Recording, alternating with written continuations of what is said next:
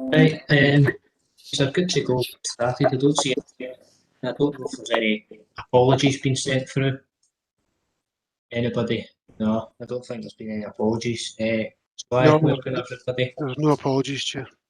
Right, no problem. So I'll be chairing the board meetings moving forward. So I'm Craig, a local resident. I think most of you know me. Live in Shorts and I'm the active travel coordinator as well at Getting Better Together. So working live in Shorts. So did everybody get a copy of the previous meeting in Matters Arising? Everybody happy with that? Take silence as an eye for that. Yeah, I'd like to come in there. Are you asking about amendments? Aye, is everybody happy with the previous meeting, or is there any amendments, notes or any amendments you want to put in that? Right, well, I'm wondering where the amendments are from that I made at the last meeting, that they've not been recorded. But the meeting in February, the 23rd of February, get the meeting notes. Yep, aye, that was the last meeting, and I made amendments at that meeting, and they haven't been recorded.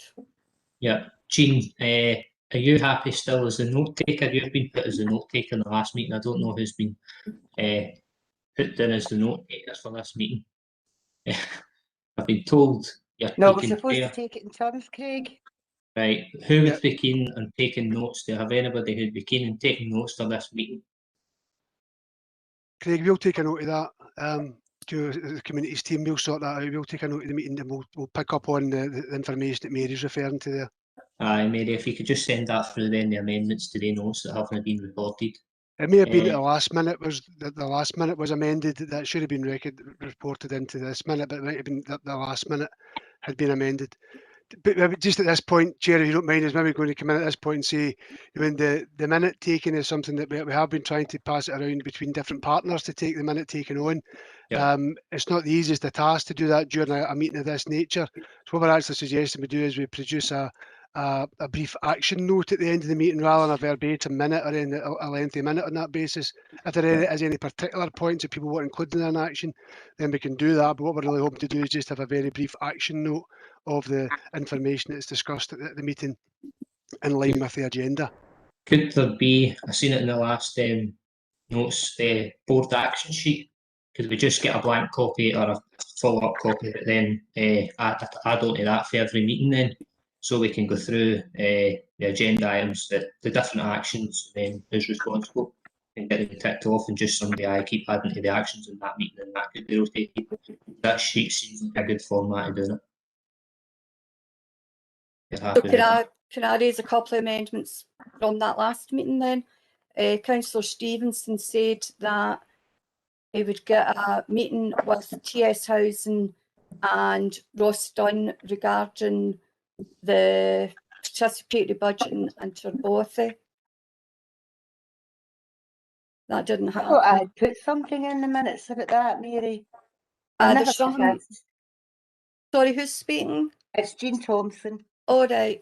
Well, what I saw was something about participatory budgeting, but I'll relook at that. And again, I've maybe just no been explicit as what it maybe should have been. Well, just 15 minutes, Mary. Well, listen, I know I don't like doing them myself, hence the reason I don't put my hand up. But it was just that was a specific meeting to discuss that. And I'm glad to say somebody is coming up with a proposal. So we've got something that we can talk about. And again, Councillor Stevenson said about a further meeting about the planning and infrastructure. But other events have maybe superseded that. So. Right, that's fine. If you just get that added into the meetings, if you send through any of your concerns to Matt and the team, and we can get that added in, and then we'll put it in the actions as well that we want to get that meeting, all right? So, thanks. So we'll just move on then to the kind of general board and business update. So pass it on to Stephen Llewellyn then, who's here, Head of Service, the Community Champion, Head of Housing Solutions. So you want to introduce yourself? Right, thanks, Craig. So I'm Stephen Llewellyn. I'm the Head of Housing. and the new head of service, or not the new head of service, certainly on the Shorts Community Board now. There has been changes within the council in terms of community champions and the 9 community boards. There's 9 heads of service have been designated to each of the individual communities, with Shorts being one, and as head of housing, I've been designated. I was on the North one previously, and Airdrie and Coatbridge before that, and in the changes that are happening within the council just now, then officially it wasn't meant to happen until later on this year. A bit of feedback going on just now, Craig. Sorry, could you think, Mary, you're not here. Okay. I think there's a few people not on here. So just to confirm, I'm Stephen Well, I'm the head of housing, I'm the head of service that will be responsible to the Shorts Community Board, and anything that needs to be joined up through the council and through myself on your behalf. I'm happy to take any just quick questions just now on that.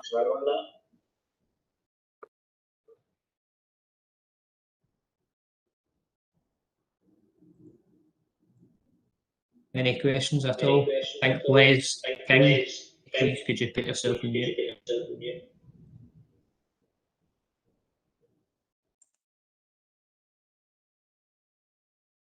If there's no questions for Stephen, can leave that now and just move on to Matt. I think you get spent it. Yep. How do you ask a question? Do I just ask it live, or do I type it in, or what? No, you can ask questions live. Stephen's here, so if you just want to ask a question, fire in. The wee reactions at the bottom, if you want to raise your hand, I think that probably be the best way. Okay. I don't know if you see that at the bottom. If you'd like to ask questions, then raise your hand. So I do that. But Mary, if you've got a question. Can I ask a question just now? I go for it. Right. Can I ask Stephen Llewellyn what head of housing means? Is that head of council housing or head of housing? All of the houses and Shorts? Hi, Sharon. Yeah, good question. In terms of head of housing, I'm head of housing for the North Lanarkshire Council for social housing. As the council housing provider in North Lanarkshire, then I'm responsible for all council housing. However, I also have a wider remit as part of that as well. The local housing strategy falls under myself, and the local housing strategy doesn't just take in council housing, but it takes in the wider housing. So whether it's private sector, whether it's private landlords, owner occupation. So I have a wider responsibility in terms of the housing strategy across North Lanarkshire. I'm also responsible for the first stop shops as well, and the municipal banks across the council area. So there's a first stop shop at a municipal bank that's currently in Shorts just now, and I've also got responsibility as my wider role in terms of the COVID preparations in the last year. We call it helping hands just now. So anyone who required any food or any medication or anything in the last year, I've been responsible for coordinating that exercise with, like, say, Matt and Leanne as well in the voluntary sector to make sure people were getting what they needed. And the final bit, I've got responsibility across the councils for CCTV and community safety. So I'm responsible for antisocial as well across the whole council just now. We've got a CCTV centre in Coatbridge, 1,200 CCTV cameras are monitored there. Shorts have obviously get cameras, and I've got a responsibility for the Tenants and Residents Federation. I can see John Duffy on today as well. I know John well in terms of the work we've done. So I have a wider, although I'm head of housing for the council's housing stock, I have a wider remit as well. Got a bigger remit than the First Minister. Mary McIntosh, I know you had your hand raised, and then I'll take Mary and then go to Louise Murphy. I know she's got a hand raised as a question. Well, mine isn't to do with housing, it's actually the agenda. So if somebody wants to speak about housing, I'll come back in then after that. Aye, that's fine. I will just stick to the format and go. What is it, John? Can you tell us why North Lanarkshire Council has not taken up the option of special appointment in the private building? Can't hear you. Can't really hear you, John. Can you move up? Can you move up a bit closer to the mic? Right. The student and natural woman.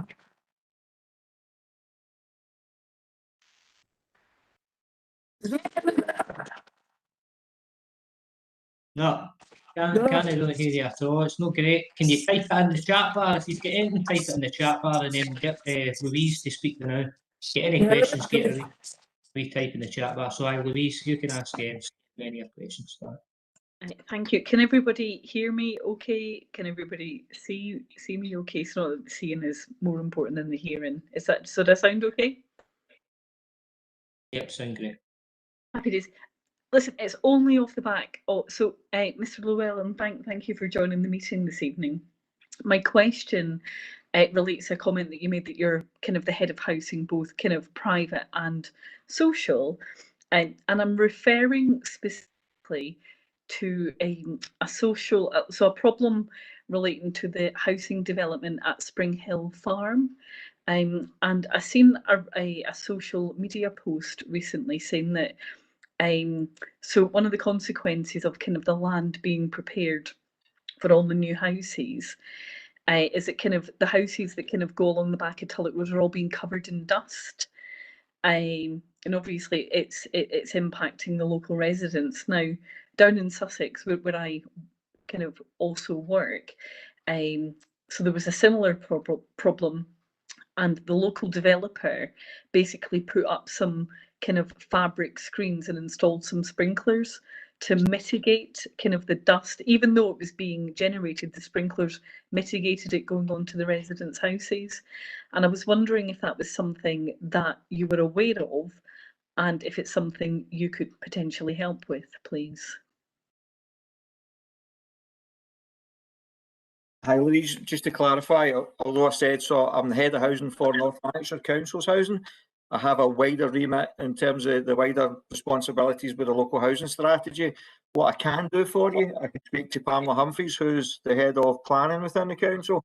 And again, that's hopefully going to be the purpose of this type of the communities champions, as the council are calling it, in terms of any localised issues. Then I'd be happy to take that up with Pamela. So basically what I'm saying, putting out there that people can, I'm not going to say use me, but pretty much use me in terms of the access I have and the access that Leanne has, and I see Jennifer Lee's on the call as well, and also Matt, to senior officers within the council. I can't say we're always going to get it resolved to everybody's satisfaction 100%, but at least we have that access to other council officers. So I'm happy to take, I took a note of there when you were talking, I'm happy to take it up with Pamela Humphreys, and I'm happy to come back and let you know the outcome from that. As I say, Pamela's the head of planning, and I'll ask Pamela what they can do, or the planners can do, in terms of mitigating against the dust and everything that's happening there. And I'm happy to come back and feed that back to you. Thank you very much. Brilliant, thanks for that, Stephen. I've put that just as a reaction note. I don't know if you know how to unraise your hand, Louise, but we'll just get familiar with that. So if you've raised your hand, just try and unraise it. Has anybody else got any hand raising or questions that they'd like to ask Stephen while we're here in this matter? Sharon again. I raise my hand physically or on the machine?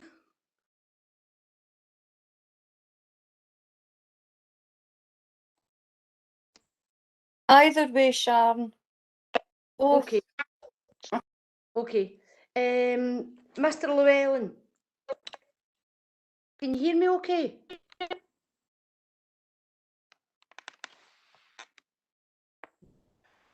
Yeah, we can hear you, fine. Oh, maybe. Right. I know it's too late now, but what's concerned me is how the trees have just been wiped out on the left-hand side of the road and the entrance into that new house build. Was that discussed, or were they just cut away and that's it? Again, Sharon, I'd love to be able to answer the question. I don't, but I'm happy to ask the question with the head of planning. And just for everybody else, just call me Stephen. Call me Mr. Leon if you want. I couldn't remember your first name. Right, okay. Mr. Leon's fine, but we don't need to be that formal, genuinely. Anybody know, just call me Stephen. But again, I'm happy, it's the same development. I'm happy to find out more information and come back to you on it. Right, thank you. Ray, if you want to come in next.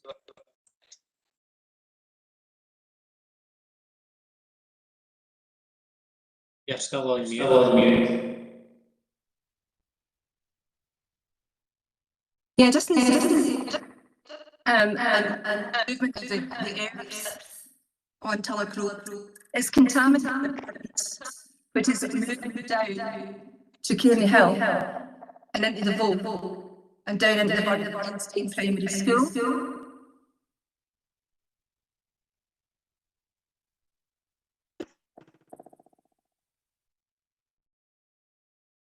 Oh, I think you've got a bit of a connection issue.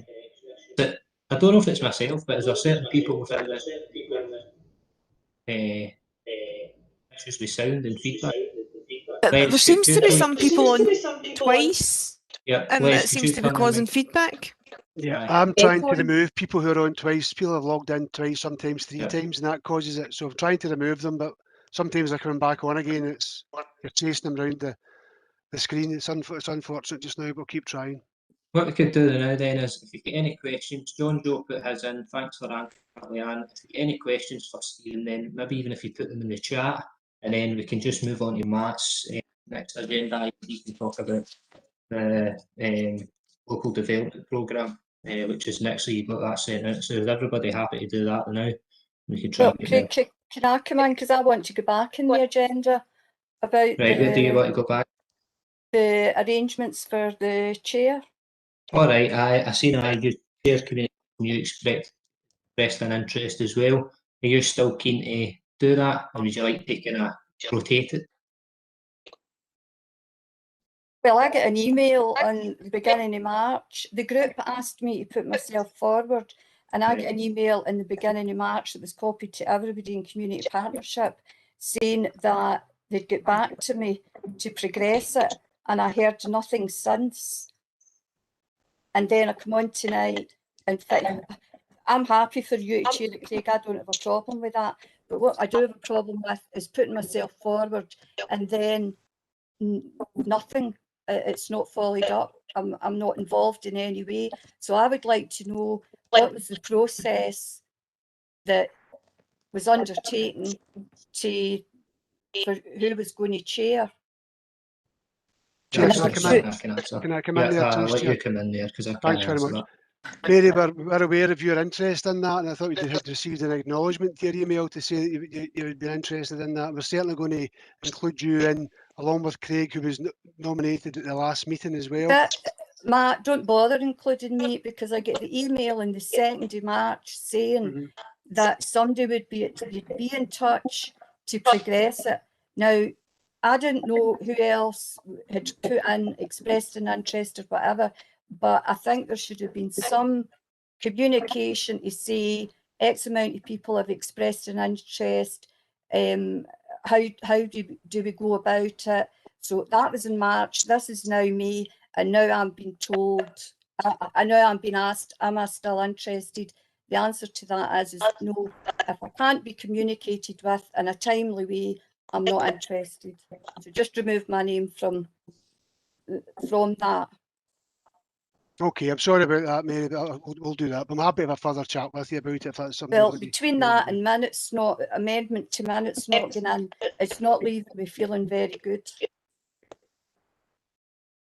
But I accept your apology. I accept it's probably been an oversight. But so okay, thanks. I don't know if you want to be supporting anyway. If we can rotate it, Mary, I'm happy for that. I mean, I'd want to do it. Sorry, but we'll move on. I know, Craig. It's something I don't think you've got anything to do with it whatsoever. I want to reinforce that.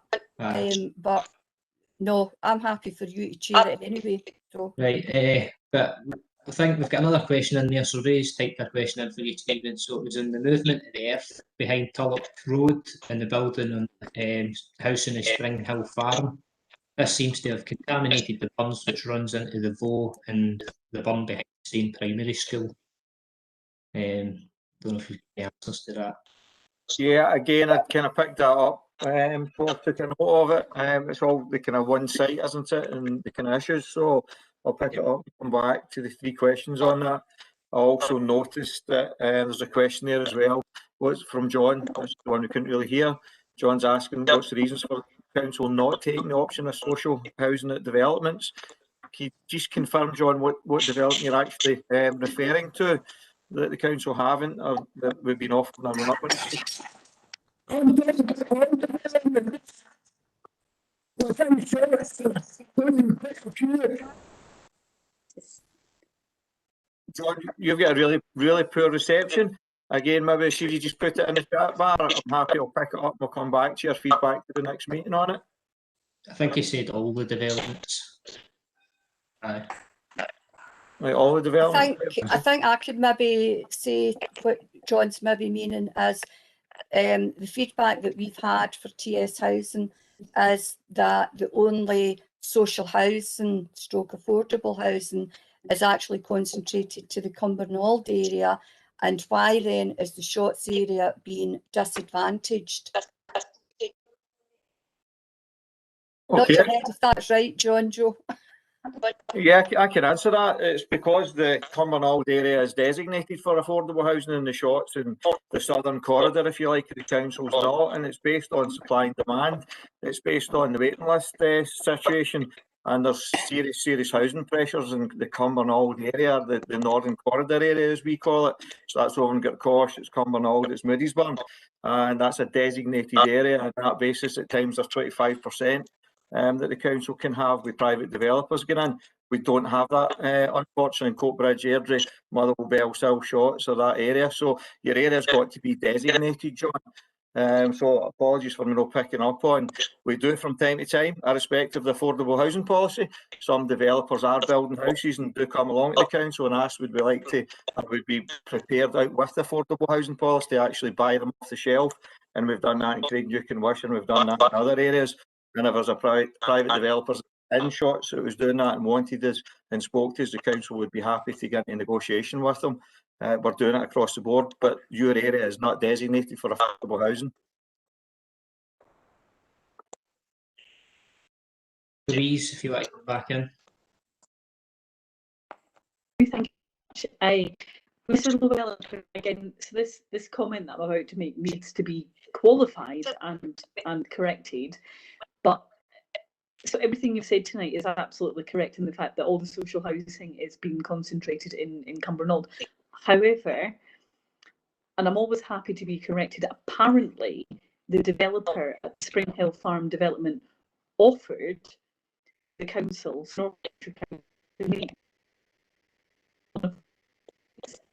and that offer was turned down. Now, one of the consequences of that is in the future, affordable housing is deemed housing. There's another somewhere being circled and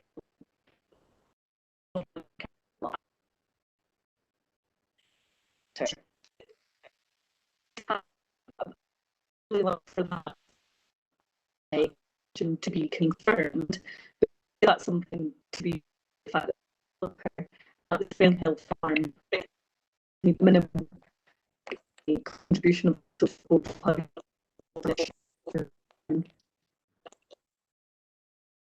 I think I got most of that, Louise. Again, your connection's not great.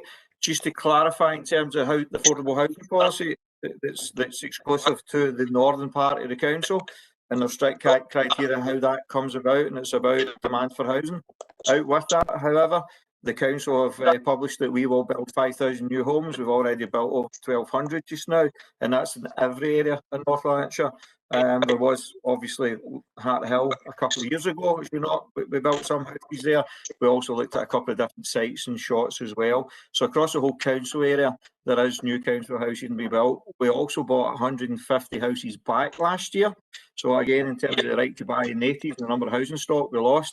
Then for the last 3 years, we've been buying back approximately about 150, and we have bought houses back in the Shotts area. I've been up and visited them myself, so this is ex-council. In terms of what you're saying about this site and the council being offered, again, I'll check it out. I wasn't aware of it. I'll check it out with Pamela Humphreys, and again, I'll feed back to you. But as a council, we've got a wide range of means and measures where we want to actually increase the housing stock just now. And there remains a demand, as you're very well aware, in the Shorts area and the Hart Hill area as well. So let me check it out and I'll come back to you. Thanks for that, Stephen. Mary, is there anything else that you'd like to come in with there? The architect for Spring Hill Farm actually confirmed to me, well, that's where we got the information initially. He actually confirmed that they offered it and the council had said there wasn't a requirement. Not a requirement is a wee bit different, I think, to maybe what's going on now. And also last year, whenever Spring Hill Farm came back onto the planning list, and we realised, because everybody in Spring Hill, well, throughout Shorts, thought there was social housing in Spring Hill Farm, and then it came to light that there wasn't going to be social housing, and it was John Joe who phoned the planning department and found that out. And we had a meeting, Tara and ourselves at that time, the Community Council, had a meeting, and the ex-councillor Tommy Cochrane joined in that meeting, and he also confirmed that that's what he had been told. So that's the origin of where that understanding comes from. And again, I think that's helpful, Mary, and it's the context. And I see Louise has put about some questions in advance, and I think that's a really good idea as well. There's a lot of things we'll be able to answer at the time. There's other things, it's such a wide remit that we won't be. But I need to check to make sure, because I've been in the game a long time, and I've heard lots of stuff in the past that people said, he said, she says, and when we've actually checked it out, some it's not entirely accurate. So it's absolutely crucial for me that I get the right information and feed that right information back to you. Stephen, I agree, Louise, that's a great point. I think if we had some sort of system where that worked for the meetings, good. We just need to arrange something where we get the meeting notes drafted early enough and sent for people to have a bit and then provide feedback early enough to get to. Chair, can I come in there? We do ask for agenda items several times during the period between one board meeting and another. There's a lot of opportunities for people to raise particular issues, and we can get answers to questions as best we can in between that period. We're more than happy to do that, and that's been raised at previous board meetings as well. But we don't ask people to wait until the night of a board meeting. If they've got agenda items, please send them in to us, and we're more than happy to try and liaise with partners to get responses to that. So are we happy then to move on? Oh, Marlene Dixon has got a question as well. Go on, Marlene.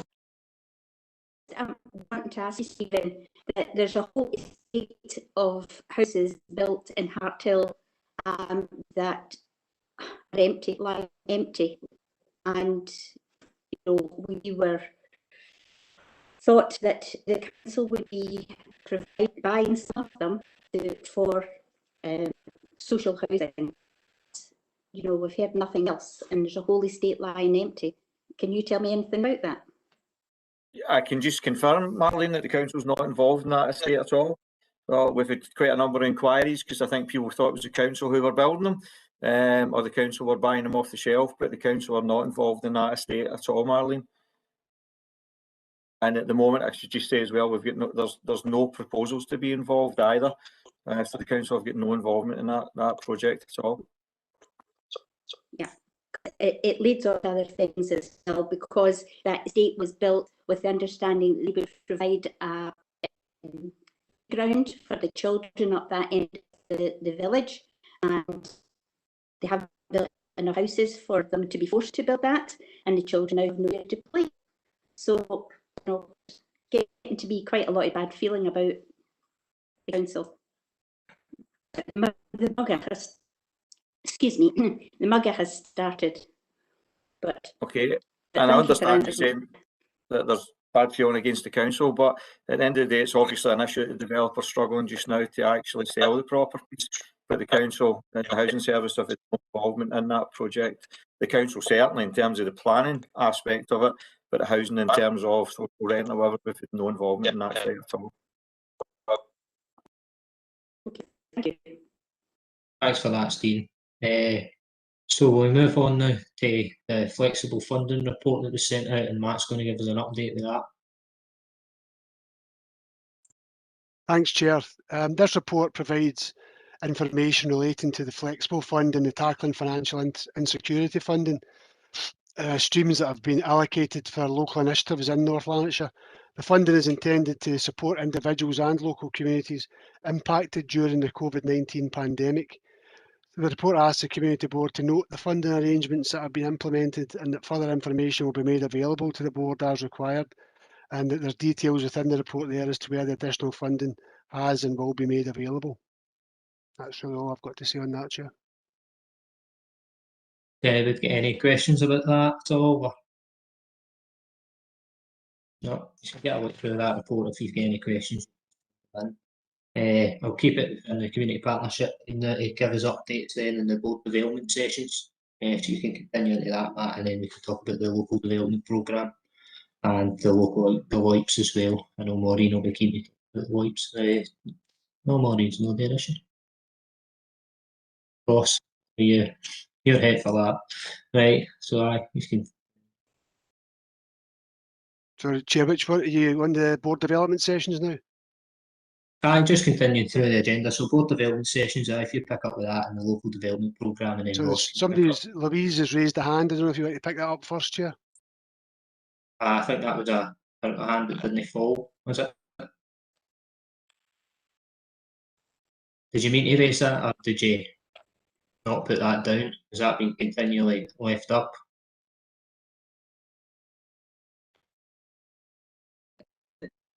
Because you, I'm having a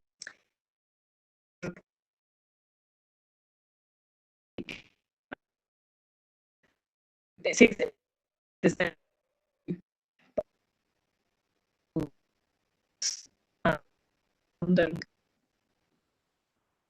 Okay, you're breaking up a wee bit there, Louise, but I think I got the gist you're asking about how the people can apply for the flexible funding applications.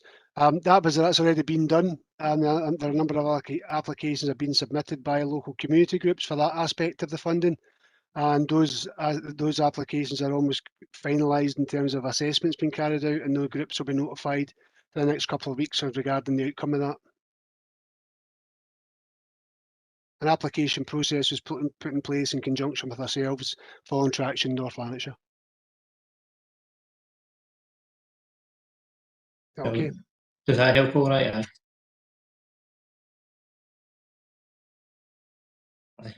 Right, you can move on to board development sessions. If Louise, you're breaking up a wee bit, so if you've got anything, just give it a wee type into the chat.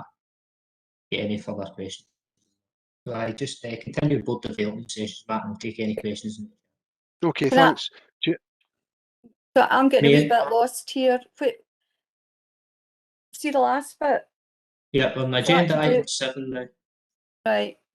The flexible funding report. Louise just had a question about that. How people can apply, and community groups can apply. Right. So we've not got onto the participatory budgeting yet. Oh no, that's doing that. Oh, that's right. doing the line. We've talked too much about housing. Okay. So we're going on to community partnership updates. Right, I'll let you go, Matt. Okay, just to highlight, this is regarding the board development sessions. These were mentioned initially at the last round of community boards. This is just to highlight at this stage that the board members are critical in achieving the aspirations of taking forward the community boards as effectively as possible, as we referred to at the last meeting. In relation to the role, as Stephen mentioned earlier, in terms of the role of the community champions, we want to work together in a very positive way to make the boards a successful model, leading on recovery and delivering, very importantly, on the plan for North Lanarkshire, something that we speak about throughout this approach. In the board development sessions, we want to cover the areas that you are interested in. Some development areas have been identified, but we want more input from local board members. Just to give you some examples of areas that we've looked at in terms of board development, we've looked at considering partnership working, community engagement, the role of being a board member, the role of the chair, decision-making processes, participatory budgeting, the local development programme, partner budget processes, not just the council, but also other community planning partners such as the police, NHS Lanarkshire, Scottish Fire and Rescue. Community asset transfer, mental health strategy and community safety is just some examples of the areas that we've considered for going forward for part of the board development session. So what happens next? We need to agree the initial areas for development. I've given you some examples there, as I mentioned, but if you've got any other ideas, again, we're looking for you to let us know about that, and I'll tell you how we're going to take that forward. What we're looking to do, we're looking for a representative from the board to be nominated to come on a very short-term group to look at how the best way for us to prepare the board development sessions. We want somebody to be part of that process from each of the boards, so we can consider the best way to take that forward. Once the survey, we're going to pull together a survey that will go out to everybody that attends the board meetings, and we'll be asking people to identify and agree common themes. Again, some of the things I mentioned earlier, but if anybody's got other things they wanted to speak about or have tutorials or further discussions about them, we can look at that and consider that. We'll also consider preferred learning methods. Some people learn in different ways, and we'll consider that as well, as people have different approaches to doing that. So we'll take all that into account as well, and hopefully come up with a blended approach to delivering board development sessions going forward, which will include online and interactive approaches. So the timeline for that, over the next few weeks, we want to develop the survey to go out. We'll have feedback coming back from the people who participate in that process, and then towards round about the next cycle of board meetings, August, September time, we'll launch the community board development sessions then going forward. That will then be monitored, and the feedback from that will be monitored, and we'll consider that as we take the development sessions forward over the next few months. So that's where we are with this at the moment. But if anybody's interested in being part of helping to develop that approach and being part of the group to look at that, then you don't need to tell us tonight, but just if you are interested, then please contact us and we'll make sure we have further discussions with you.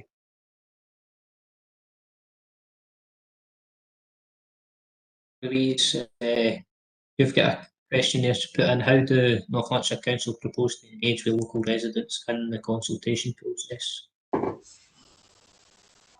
Well, that's what this is about. This is about engaging with the community board and the representatives. We're asking people to participate in that process. We'll send out the survey to anybody who's interested in being involved and giving us their views and their ideas on that basis. We're happy to share that with as many people as possible through that process. Is there anybody tonight want to represent put ourselves forward, or do you just want to leave it until you send an email through? Then they can put ourselves forward.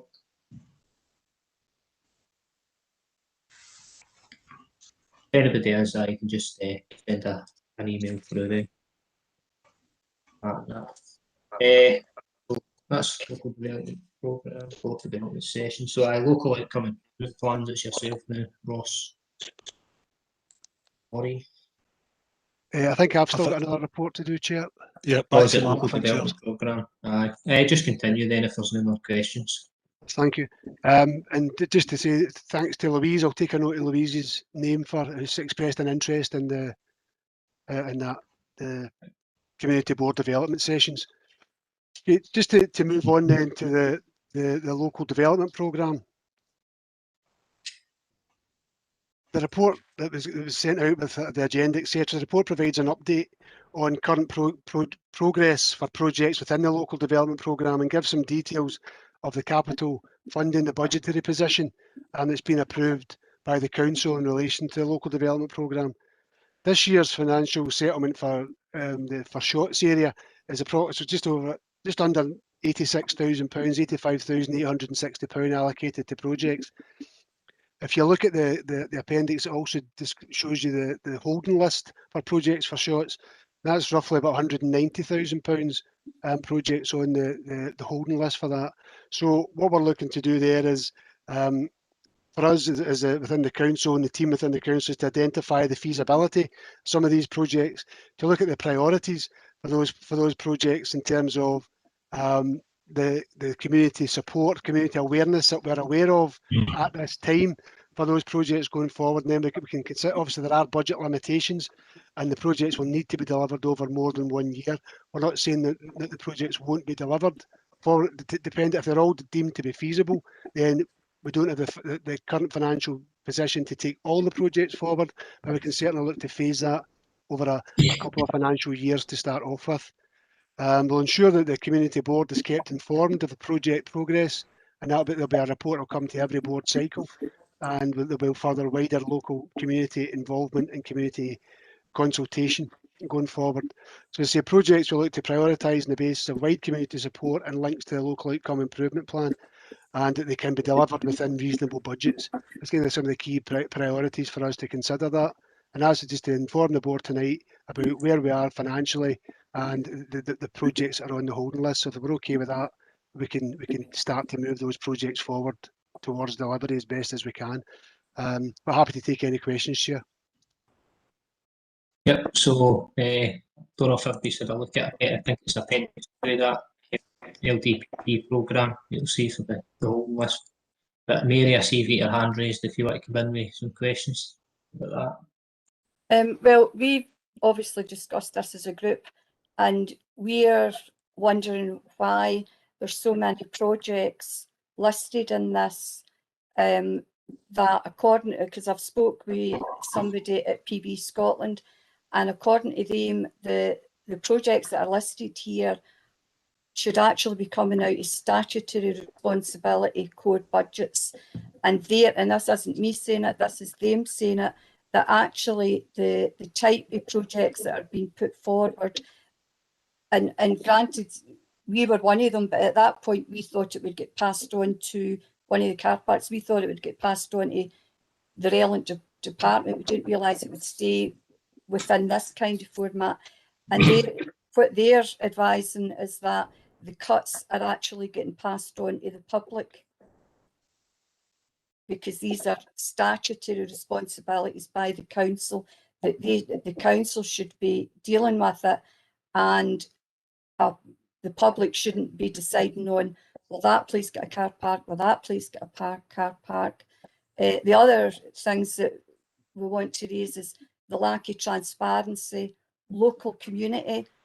I mean, that doesn't say, I mean, is it a secret who's actually putting in proposals, that we can't identify who the groups are?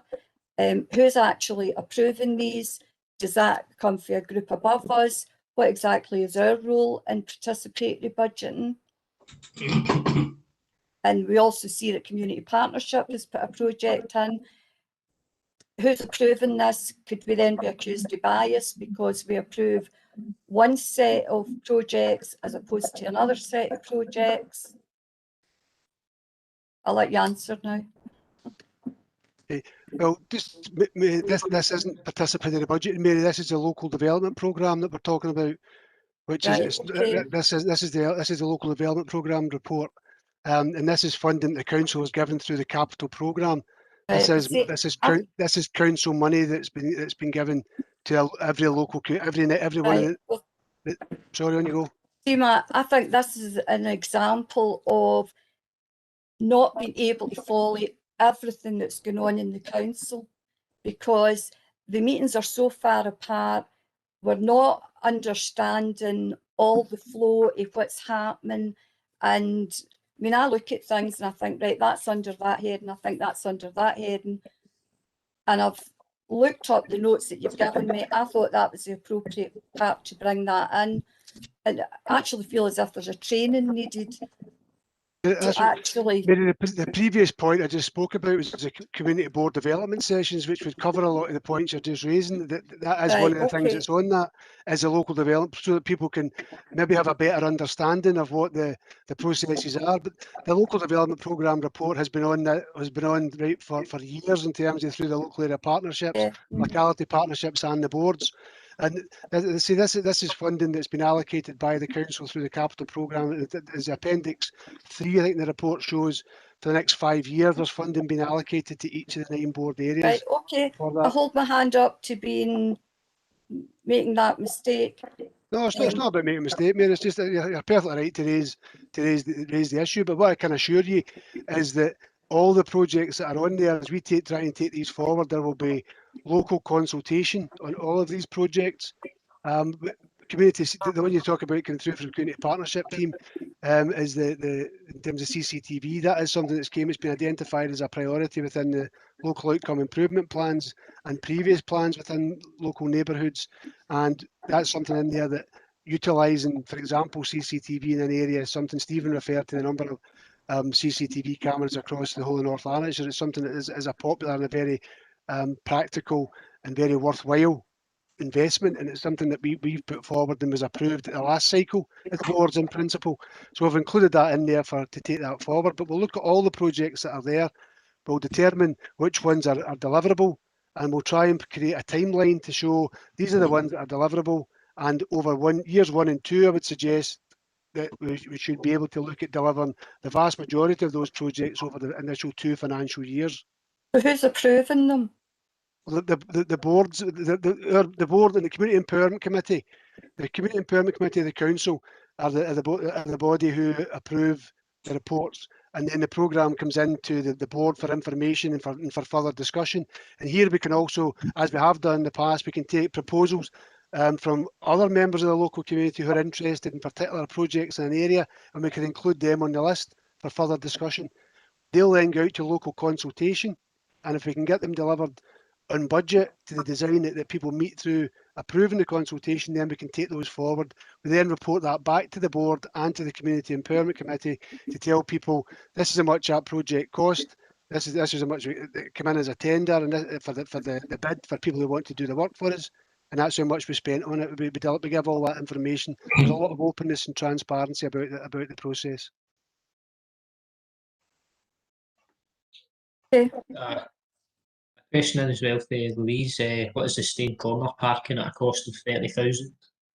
More about that project. That's one of the projects on the holding list just now. That will require a bit more work with the local community to identify the area that needs to. That's whole part of the feasibility approach, is to look at the area to see whether there is a suitable site to do that, and there'll be further consultation would take place on that basis. There's no firm designs for that at this time, but once we have that will be consulted on locally. Thanks. Anybody else get any questions on the project? Could I mention about that parking bit? Aye, go for it, John. Matt, see that bit at the Stain Corner that's been discussed over many years? I really don't understand why anybody drags their feet with this. This is not a rocket science. You go down there. When my children were at primary school, there was the junior road safety officer, and there was periodically you got the junior road safety officer would take the children out, learn them how to walk along the pavement, and then send a note home to the parents encouraging their children to walk it to school. They can hardly walk it to school when they have to navigate their way through up to 9 and 10 cars parked on that Stain Corner.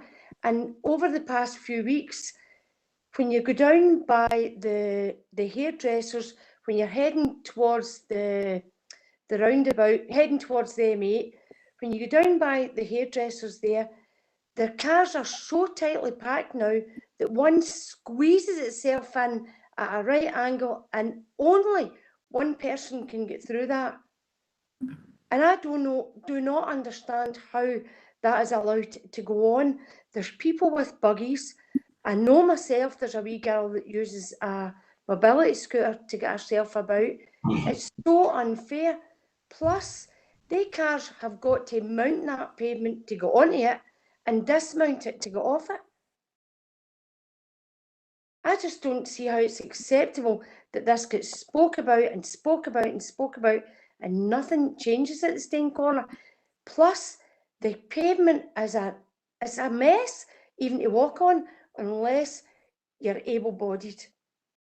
That's all. I take on board what you're saying. Obviously that proposal is there for that very reason, is to consider alternatives and other options that are there, and that's something we'll look at as part of taking this project forward.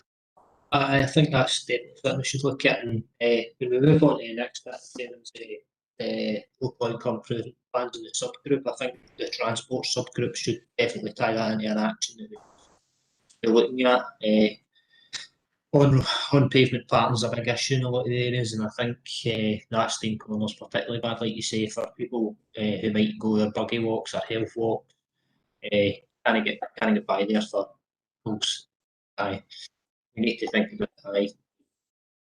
Part like put in the chat here, Louise, that there's access to Main Street car park and that, and you don't even see that used half the time.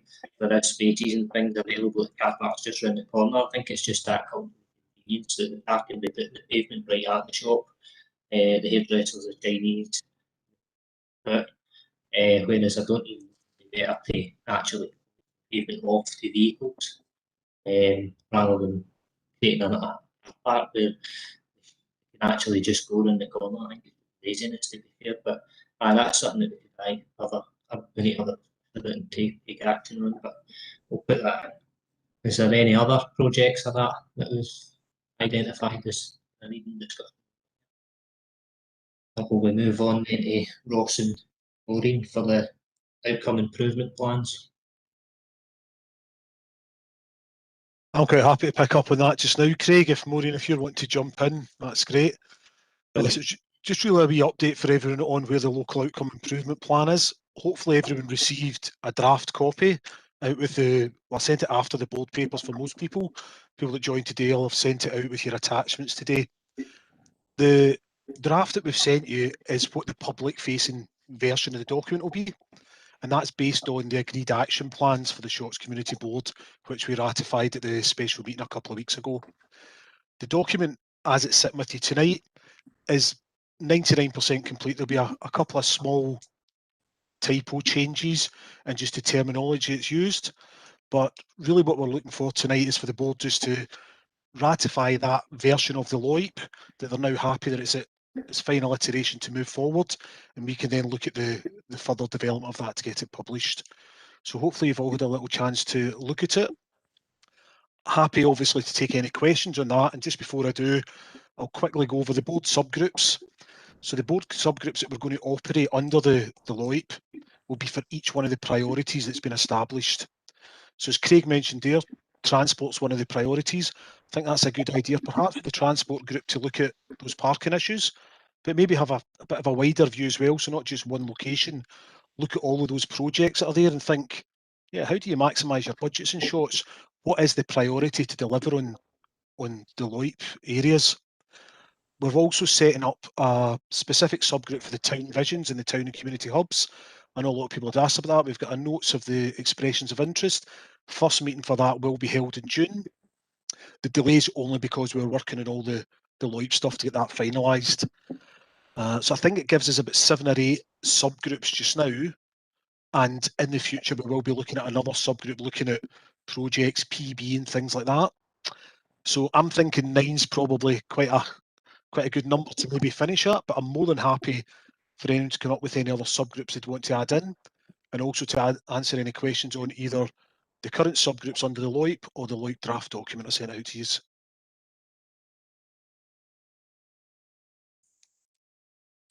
Louise, so get you, John, if you want to go and answer that, Ross, that's Louise's question in the chat. Yeah, I think I can see a point, Louise, that is quite a long document.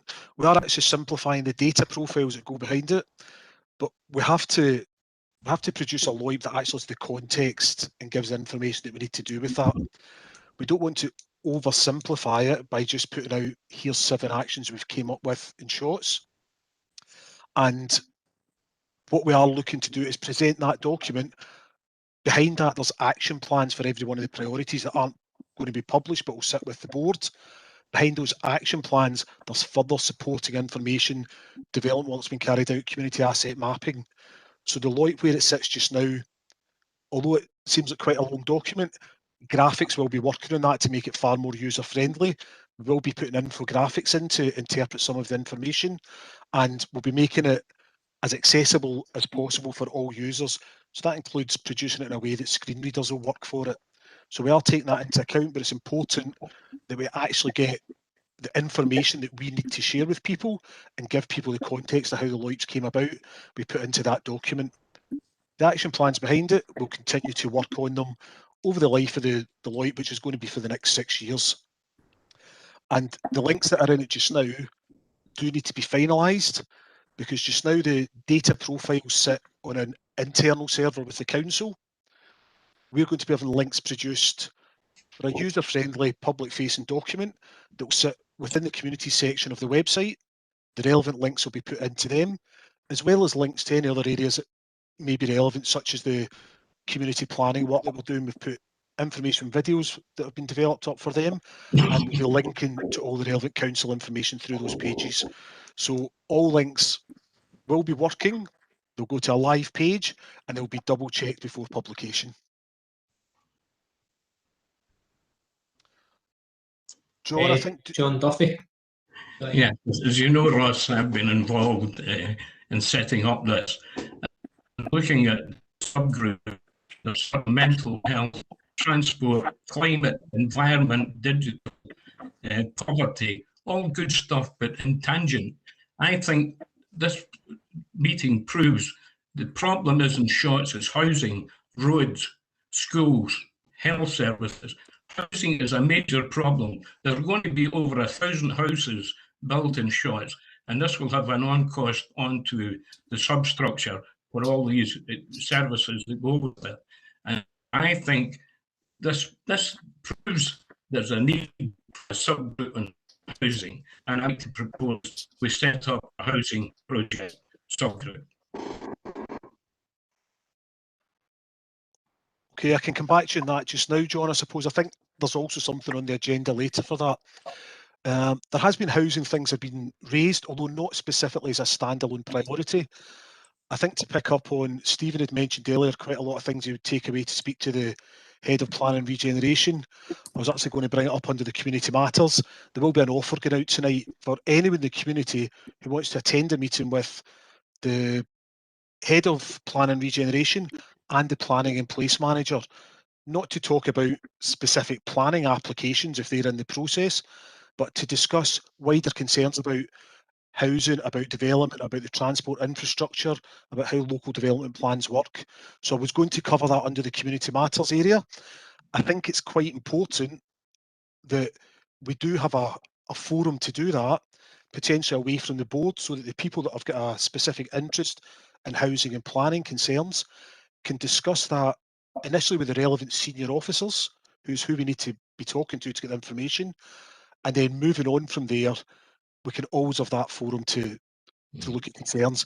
We do, however, have in the community, we do have multiple community councils or tenants and residents associations that are already there and part of that planning process. And we have previously taken a list of questions from the community board that colleagues in Planning and Regeneration provided full responses for.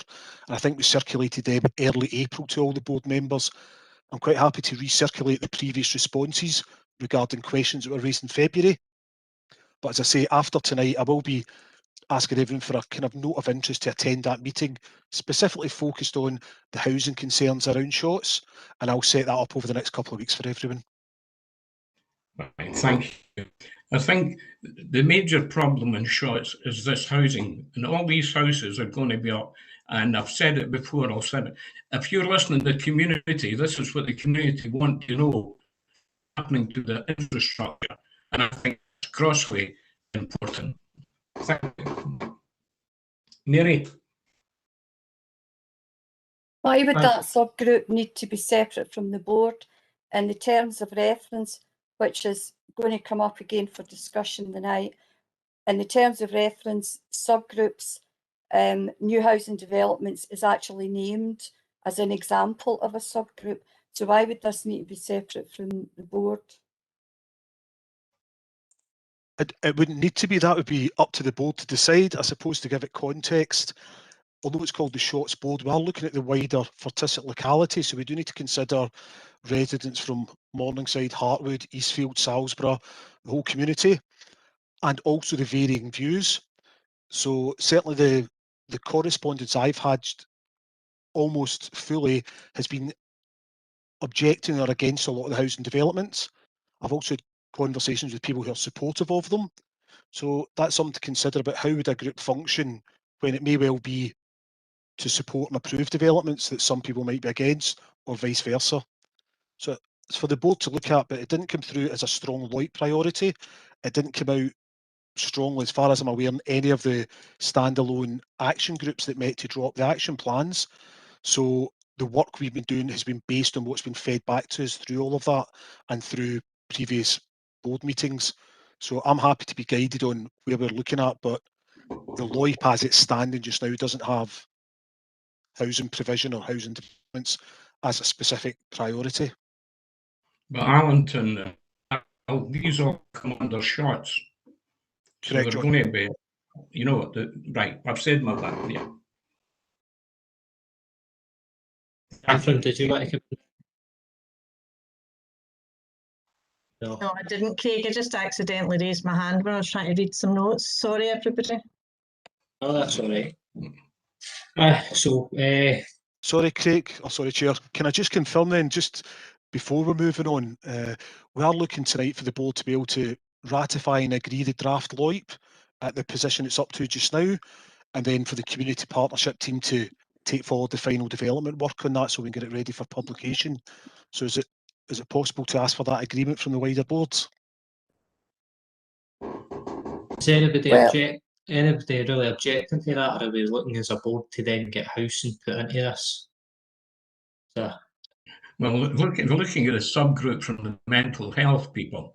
This is do people out of a job for the Samaritans, Penumbra, See Me, Breathing Space, Mind. All these people are involved in mental health.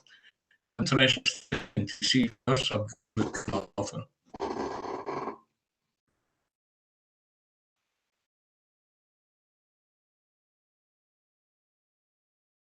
Francis, you like to add Can you hear in? me okay? Yep, can hear you, aye. Do you know what I think is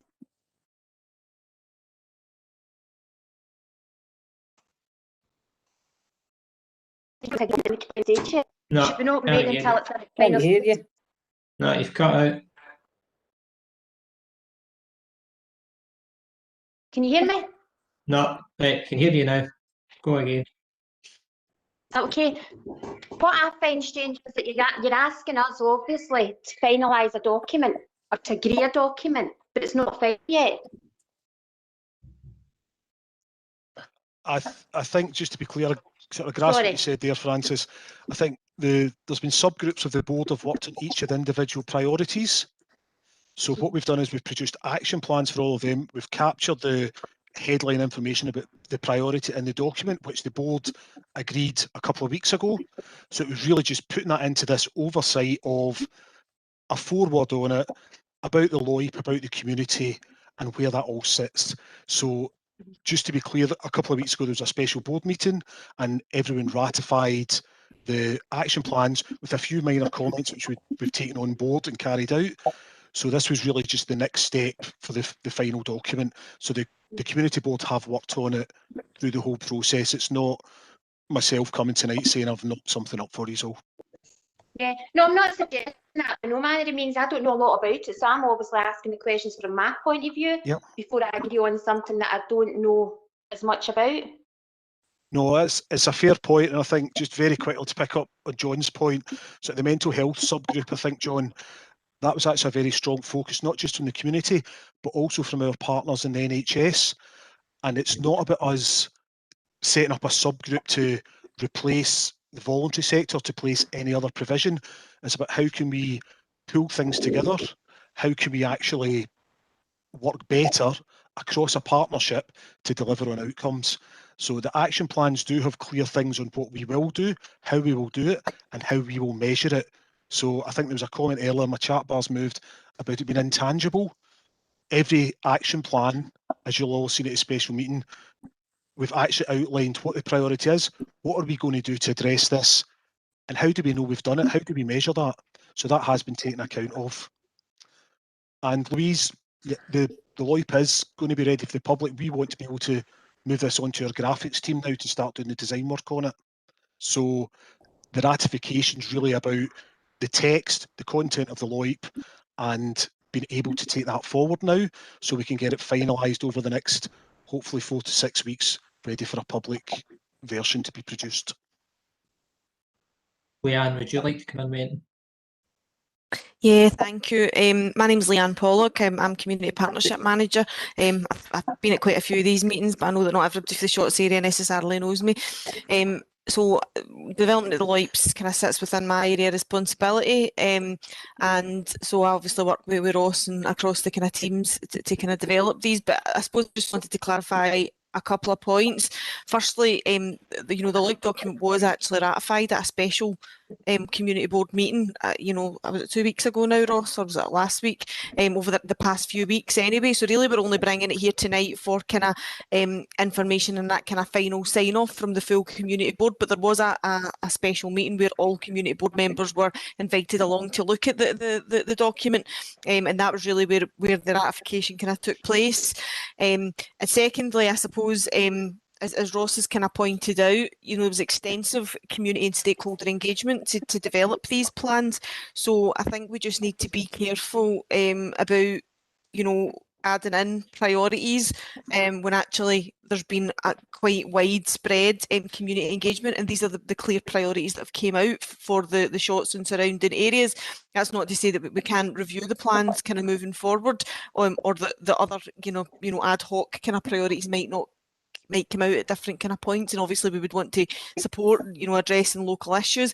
But in terms of the actual plan, that's been developed through quite extensive engagement. And I suppose the third point was just about that idea of the concern around duplication. Just to clarify, there's absolutely no desire for duplication through these plans. As Ross said, it's very much about supporting a partnership approach. It's very much about looking at, right, the community's saying this is a priority. We know there's evidence that there's a priority. It might be that there doesn't end up being 8 subgroups. It might be that what we say is actually around mental health, yeah, it's a priority, but actually there's already really strong existing robust structures out there that deal with mental health. So we're quite comfortable once we've done that early work through the subgroup to just pass that over and make sure that it's reported in through the community board.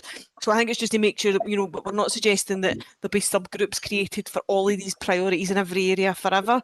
I think it's just about that early kind of subgroup initially. It might end up being a long-term subgroup in some areas, but it might be that some things sit with the Health and Social Care Partnership. It might be that certain things sit with an existing organisation for delivery. I think it's just this very early work is about establishing the baseline, understanding what already exists out there and agreeing how the board can support that. So some of it might be very direct action for the community board. Some of it might be action that sits elsewhere but that's reported into the community board. So I just wanted to clarify that the delivery of these priorities won't all be the same. The priorities might all be very different depending on the priority, because what we want is that the best person or the best organisation or the best structure is leading to get the best results. So it's absolutely not about saying the board's now suddenly an expert in mental health and is going to drive everything in a locality. It's about doing that early work to understand who is best placed to deliver and drive. So it's just to kind of clarify those points that Ross probably did end up covering, but I had my hand up by that point, so apologies, Ross, if I've duplicated anything, but it was just to kind of clarify that that there has been quite a lot of engagement and there is still a lot of work, I think, to develop these priorities, but this is really just about getting the overarching document kind of signed off and into graphics for the next stage, and we'll bring a report to the next community board around how each of the priorities will be delivered. It might be we need to do stakeholder sessions, etc., around the individual priorities if required. Thanks, Leanne. There's a couple of questions in the chat there. I don't know if you were to get onto them, Ross. It's from Louise and Sharon. Yeah, so I was frantically typing away there, Chair. So basically what came out of the special meeting when we looked at the action plans was there was still some abbreviations in the document. That was actually our fault. We thought we'd caught all of them, but we've removed any abbreviations that would describe either partners, groups or organisations, and we're using the full title, so it's very clear who we're referring to at any point in the document. We were asked by the previous community champion that was attending the board as well to look at including routes to work in the financial inclusion team under poverty and inequality, because that's mechanisms we already have in place within the council, to help affect change. So that's been built into the action plan for that area as well. And also to look at tying the digital inclusion programme into the wider digital NL programme across North Lanarkshire, and how a subgroup could potentially feed into an authority-wide subgroup, so that the information that's provided to Shotts and is taken back to Shotts is the exact same information that goes to all other community board areas at the same time. I think, was there more questions here? Sorry, Chair. I'm just the stakeholders, Sharon. The stakeholders have been everyone. So there's been a whole series of consultations, listening events, and engagements that have been running since. Oh, Leanne, sorry, he's just put it up there to save me. But it's been running since about last September, October, and we've been talking not just to people in the community. We've been talking to our partners in the police, fire, NHS, the voluntary third sector, and also to local elected members. So we've not just went to one specific group, we've got a whole range of voices, and every voice has been given an equal value. So this local outcome improvement plan's been shaped by everyone feeding into it. It's not been left to just one small group sitting behind closed doors deciding what they think Shotts needs. We have been speaking to anyone and everyone that would actually sit down and talk to us, and that's been running, as I say, for over 6 months now to get us to this point. And I think Louise just said, sorry, let's just scroll up. LOIPs, we're hoping to go to sort of that design stage next. So we would be hoping, Leanne might be able to confirm, but I would think by early summer, we'd be hoping to be in a position to have the LOIPs going public. There's obviously some graphics work to get done to put it into a format for that. But we'd be hoping that would be happening relatively quickly, certainly over the next sort of 4 to 6 weeks, hopefully. And I'll pass over because I see Councillor Quigley's got a comment in there. Yeah, thanks, Ross. Thanks, Chair. I would say I'm happy for the board to approve the draft plan tonight and to commend Maureen and her team for doing a tremendous amount of work over the past few months. They've worked really well and they've produced a terrific draft plan for us to approve tonight. Thanks. Thanks, Councillor Quigley, really appreciate that. I think there's just a final comment there I can just pick up. It says the LOIP makes reference to town and community hubs as well as the town visions. Yes, that was raised through the engagement work and through the subgroup work, and the request was put forward that we create a specific subgroup that looks at those two work streams, although they're separate work streams, that will look at them together. So that subgroup, we've asked for expressions of interest, as you'll be aware. We've got that list prepared, and we'll be having that first subgroup meeting in June to look at that and to make sure that the information that's going out to everyone is going out accurately. People are getting told the right thing at the right time, and members of the subgroup, the expectation is they will then cascade accurate, correct information out to members of their groups as well, so that everyone's getting told what's actually happening. I think that's me, Chair. I think I've caught everything. I think that's everybody. Mary, you got a question there as well? Well, the document also makes reference to voting rights, and the terms of reference is still to be discussed. It's just now, Mary. I just have in that what it's a draft version, so I just have what's in the terms of reference just now. Any edits to any of the documents that relate to the LOIP, I'll make all the required edits on the LOIP document. So that's out with my gift to decide the terms of reference. But whatever comes back from the board, I would then be making the necessary amendments in that LOIP document before it goes forward for final design and publication. Right, so no objections then to that being approved for now. If we get any kind of questions or that, and then through.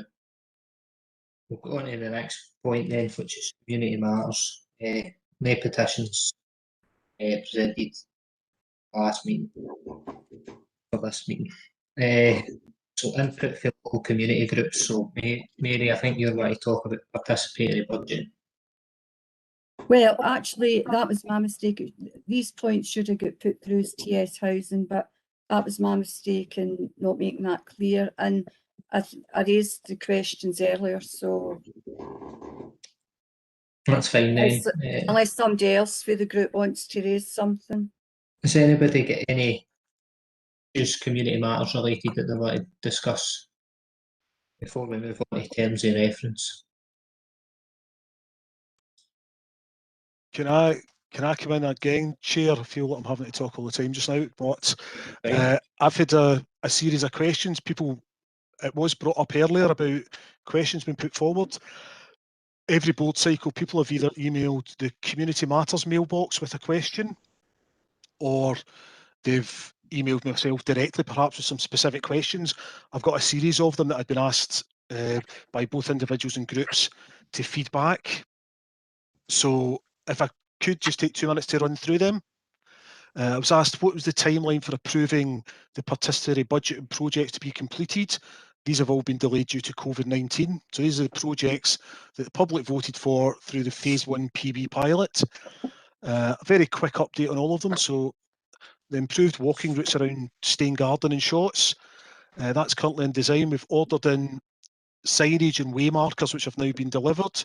We've got a site meeting over the next couple of weeks with our street scene team to look at the works commencing.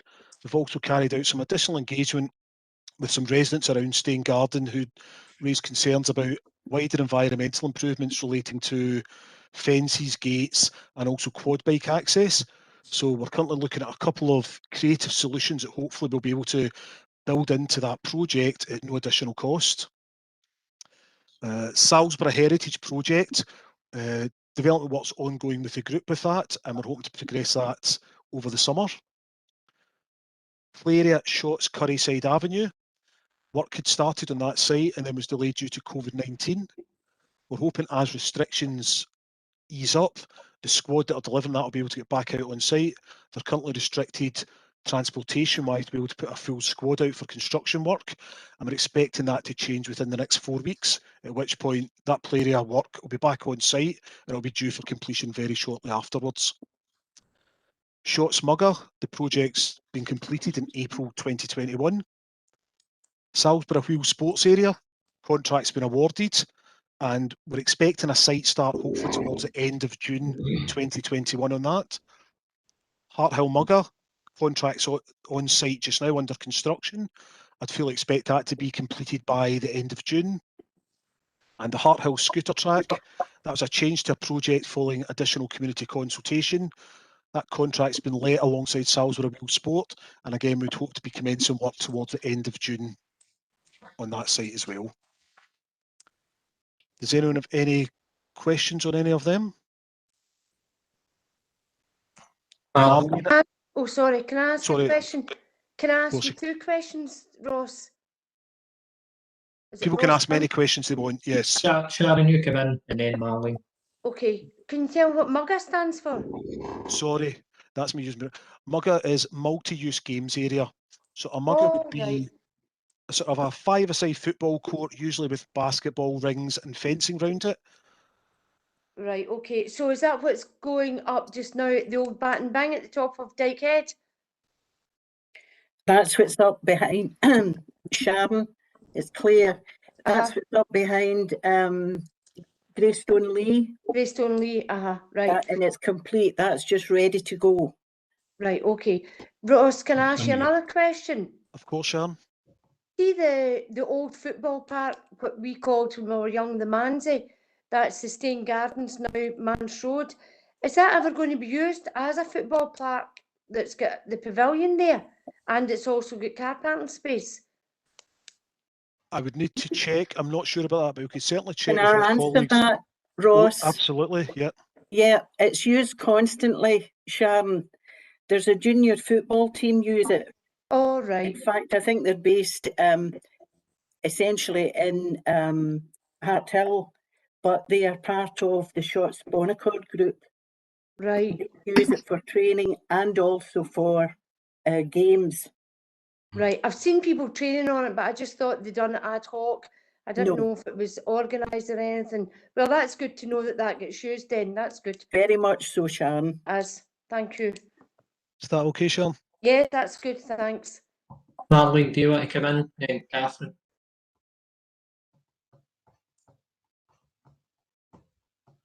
No, what I was asking was the scooter park, where is it to go? Because that seems we're unsure of where it's actually going to be sited. Yep. So we're currently looking, we need to just finalise over the next couple of weeks. We're currently looking at locating it within the grounds of Alexander Pedden Primary School. The location originally identified by the community was the site of the old building next to the community centre. However, community consultation around there raised quite a few objections to the creation of a facility there by near neighbours in the houses.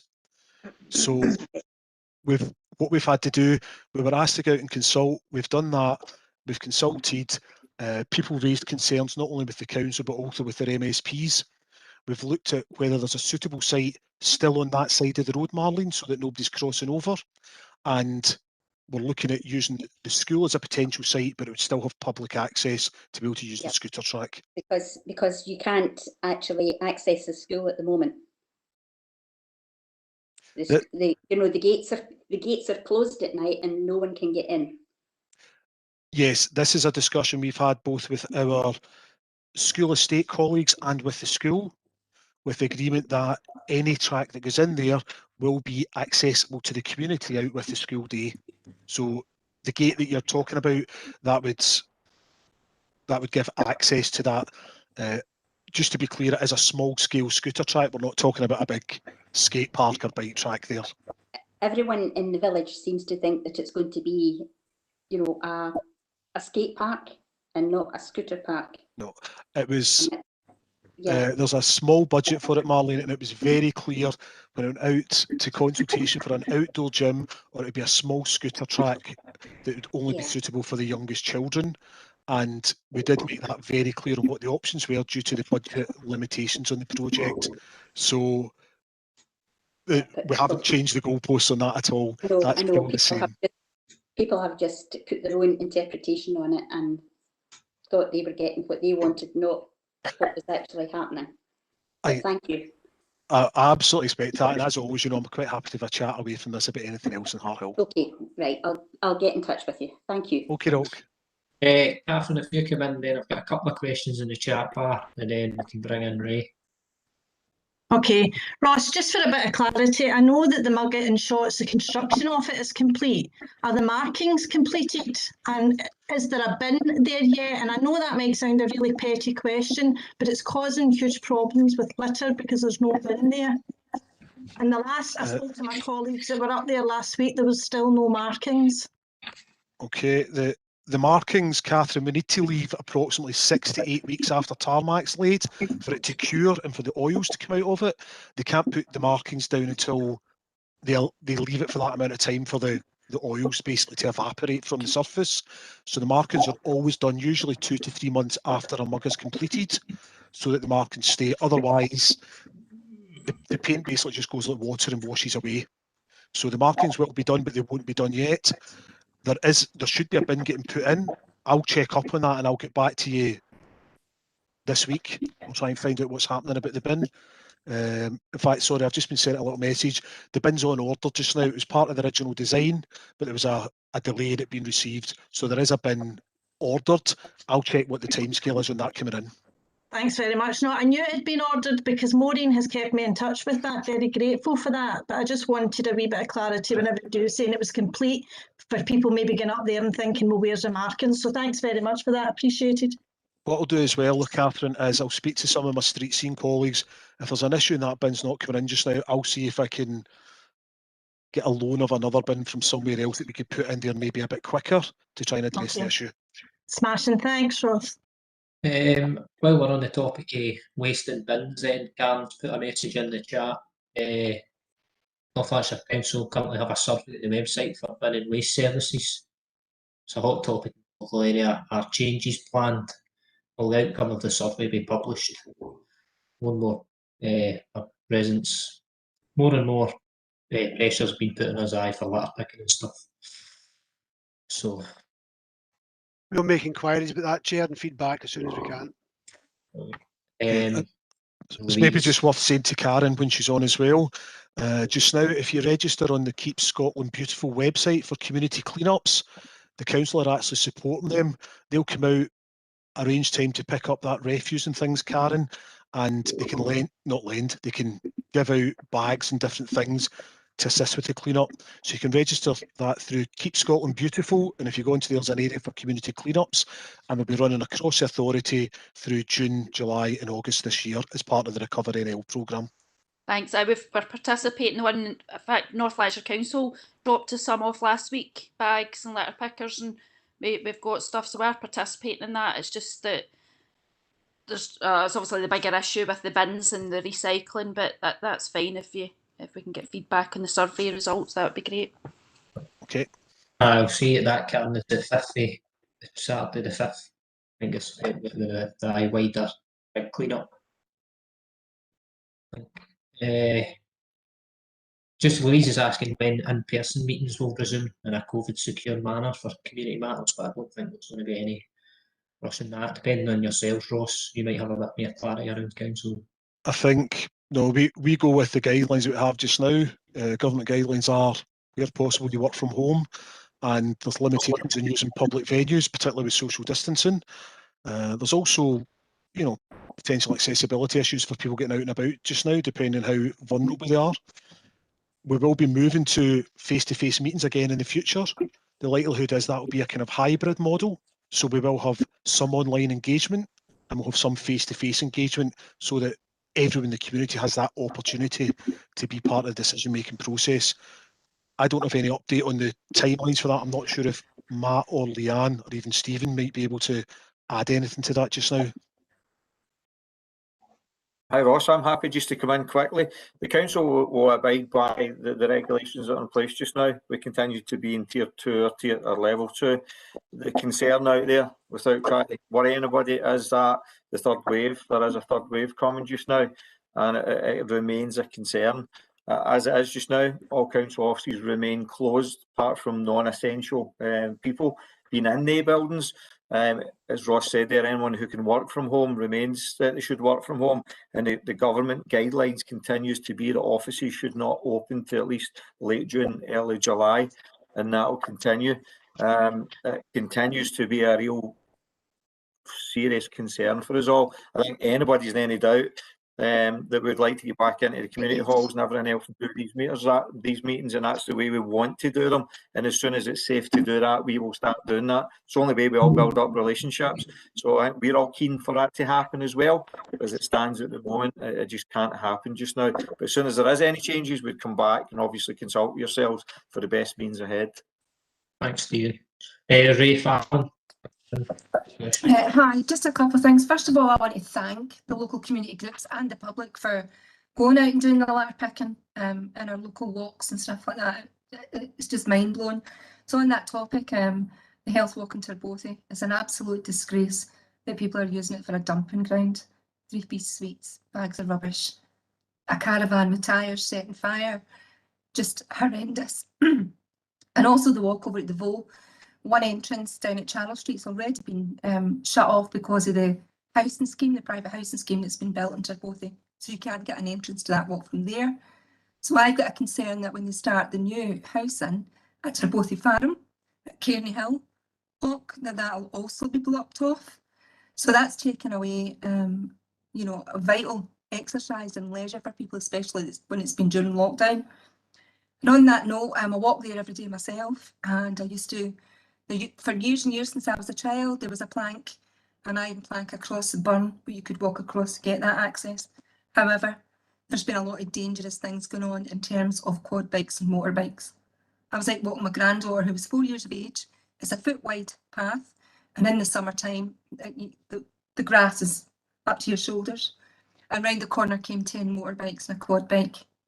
Now, I had to wrestle my dog into the long grass and the trees and pull my granddaughter with us. What can we do about all these issues that are country walks for people exercising and not for quad bikes, dumping grounds or motorbikes? I think, Ray, it might be a good time, either just now or maybe later on at Community Partner Bits to feed in. We've got one of our colleagues here from Police Scotland, Inspector Mulholland, tonight, and we are having discussions about this. This isn't an issue specifically to shots, although I know it is a big problem in that area, but it is something that we're looking at combating. Quad bikes, and you also mentioned the fly tipping. We are working on both of those things, but a lot of the issues are happening on private ground and not on council land, which is obviously a problem for us to sometimes action things on it. I don't know if Alan, could I bring you in there maybe just on the Can I quad just add bikes? to that before Oh, we sorry. move on? Part of that burn at Cairnhill going over to the Voe has had so much damage to it, it's changed the flow of the water.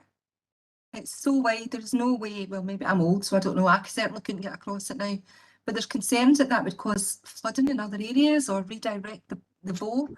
But it's dangerous for kids, it's dangerous for animals, and it's dangerous for us. I'd need to identify where that is, and I would need to find out if that's council ground or not, Ray. It's not. It's a health walk. It's part of the Hector Bothy Health Walk. So it's I don't know who owns it. I'm sure it's council run or it's. It's not council. I don't think.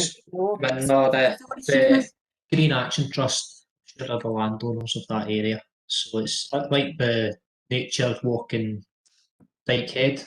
Correct, yeah. It's the same as that. So that state is like managed by Green Action Trust. So it's somebody's eyes. Who's the Green Action Trust? It's the Hill House Ridge. See the building up across from the prison. They do a lot of like work in terms of green space, like management and things like that throughout Lanarkshire and Scotland. Well, can I just, Ray, I agree with everything you've said there. Can I just make a point that could be known to everybody in the council? I've lived here for 35 years. You have, sure. And that was always our walk, always. And because of the mess of it now, I don't go up because it just upsets me. So that plank of wood has been there the 35 years that I've been walking there. If it's now no longer there, like everywhere else, the people that are destroying things are stopping the people that appreciate these things going to them. And that's because, for example, the quad bikes. Now, if my boys had quad bikes, I would want them to have space. I absolutely would. And spaces can be shared, but it's got to be responsibly. The Voe is one that was available to everybody that lived in Spring Hill and Terbothy. All our lives, the Voe was available. And as Ray said, now when I walked down last year, I asked, can I walk down here once this house is built? No, you'll need to go up the top end. That's what the boy that's building the house told me. No, you'll need to go up the top end.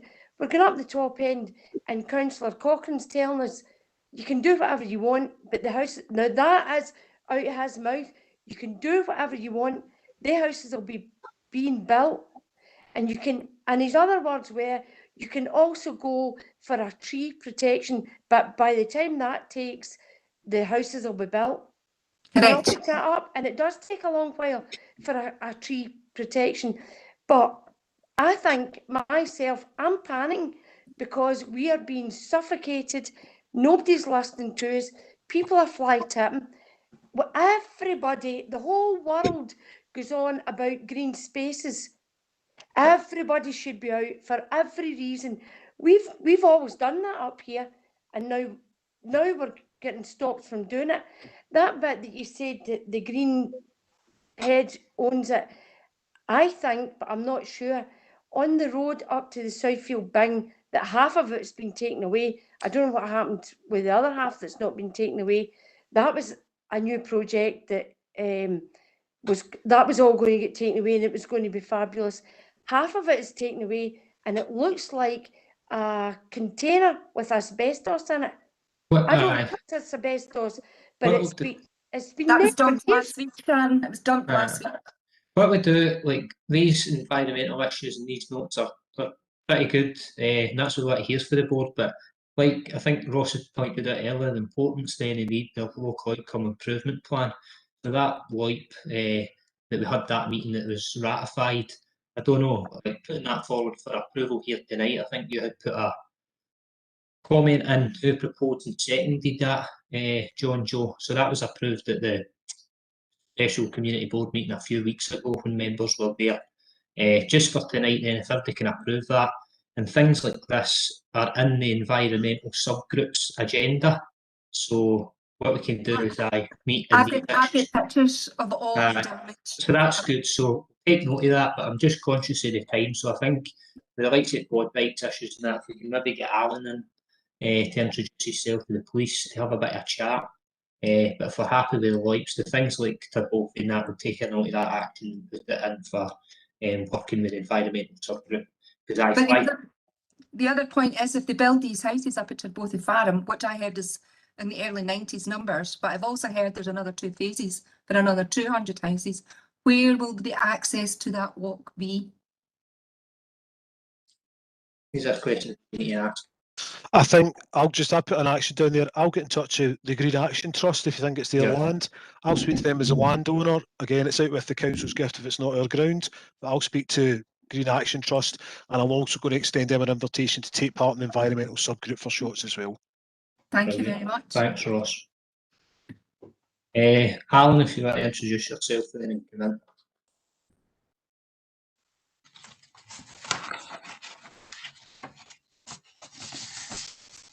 You're still on mute, Alan.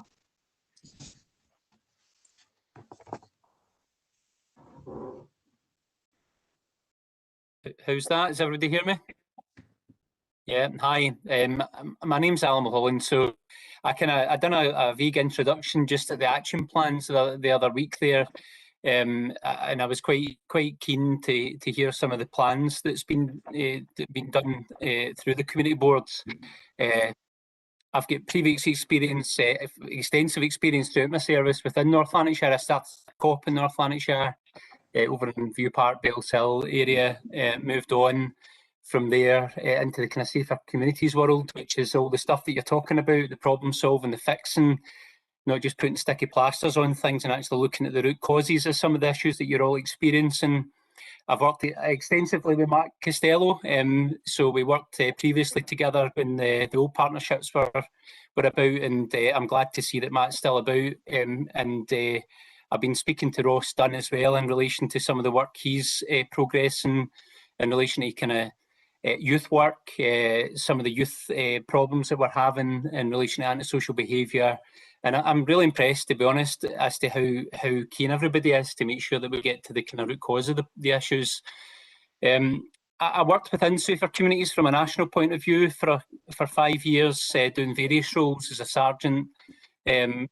So I've done lots of work around about drugs issues, and just getting to the kind of root causes down in relation to Community Justice Act 2016, where I led the work for Police Scotland in relation to reoffending behaviours, and came back to division as a response inspector just not that long ago at QG, so up at Coatbridge and Cumbernauld and Airdrie. So as I say, I've been about, I've seen a lot of things throughout the whole of the North Lanarkshire, having worked in most offices, and I've worked over in the south as well. So yeah, where I am just now is the area inspector at Wishaw and Shotts, and which takes in part of Craigneuk as well. I do that alongside Graham McLaughlin under Gillian Norrie, the area commander there. And we're all kind of like-minded people. As I said, we're here to kind of listen to what the views are of the people that we're trying to kind of help. And obviously do everything that we're doing through the local policing plans. It's already been agreed by all the communities throughout North and South Lanarkshire for Lanarkshire Division. So look, I don't want to keep, because I could spout on all night, but the things I'm listening to, so Ross has mentioned that fly tipping is something we've been discussing from an organised point of view, all the way down to the fly tipping and, you know, alleyways and some of the Forestry Commission routes and whatever up in Harthill and Shotts. Quad bike issues are a problem. We've had people killed as a result of being on motorbikes, off-road motorbikes. And we had an incident in Wishaw just not that long ago where somebody came off a quad bike after it was being driven dangerously. So there's a few plans afoot. So a couple of things from me. I've committed to putting 2 of our officers on motorbikes, and the motorbikes that were gifted to the police through Matt and Ross and some of the work that they've done to afford us that opportunity. We're going to make sure that the officers are going to be put out on the bike so that they can continue that education theme and enforcement where we can. so again, just to give you that commitment back that I have heard what's been asked of us, and we've spent a bit of money just to get officers kitted out, and we're currently in dialogue about maybe what that looks like with the new wind farm being built up the road, looking at kind of community grants, and see if we can maybe put more officers out on potentially quad bikes. So look, I think that's the kind of main issues that I've come across. There is some road traffic matters. It's the general problem throughout the division, where speeders, mobile phoners, and all the things that we hear about from a kind of daily point of view. And all I can say to you is I do have 2 officers up that way, Kenny Samuel and Colin McBride, who are kind of dedicated to the shots in Harthill area. And they'll continue to work for you, and anything that kind of comes across in these meetings, I'll make sure that they're updated on. I'm quite good at kind of sending minutes and notes to people just to kind of jump on things fairly quickly if that's what we need to do. And I'm keen that if we get something mentioned at these meetings that I address it quite quickly. So again, Ross is obviously taking actions on. I'll be doing the same. I've been doing that as we've been going, just listening to what's been asked for. Look, as I said, I can talk all night, but I would rather listen to what your asks are, I suppose, kind of early doors. Thanks for that, Alan. So if we've got some brief questions, we don't want to go too long with this, but if there is any pressing issues that you want to ask, Alan, let us know. I know you've got absence a problem with these, but we've nobody here for fire and rescue tonight, but we'll take note of that, because usually there's somebody here, I think it's Desiree for fire and rescue, that will come on and about these points. I think they've been doing a lot of stuff with wheelie bin fires, providing padlocks and things like that. Antisocial behaviour, a big issue at Hartlepool Hospital grounds. Large groups coming off trains causing havoc. Developers are out daily repairing boundaries, fences, and grinders. It's been ongoing for years. That's just an update on that, Alan from Hartwood. Yeah. But if anybody has got questions, like to raise their hand to ask Alan.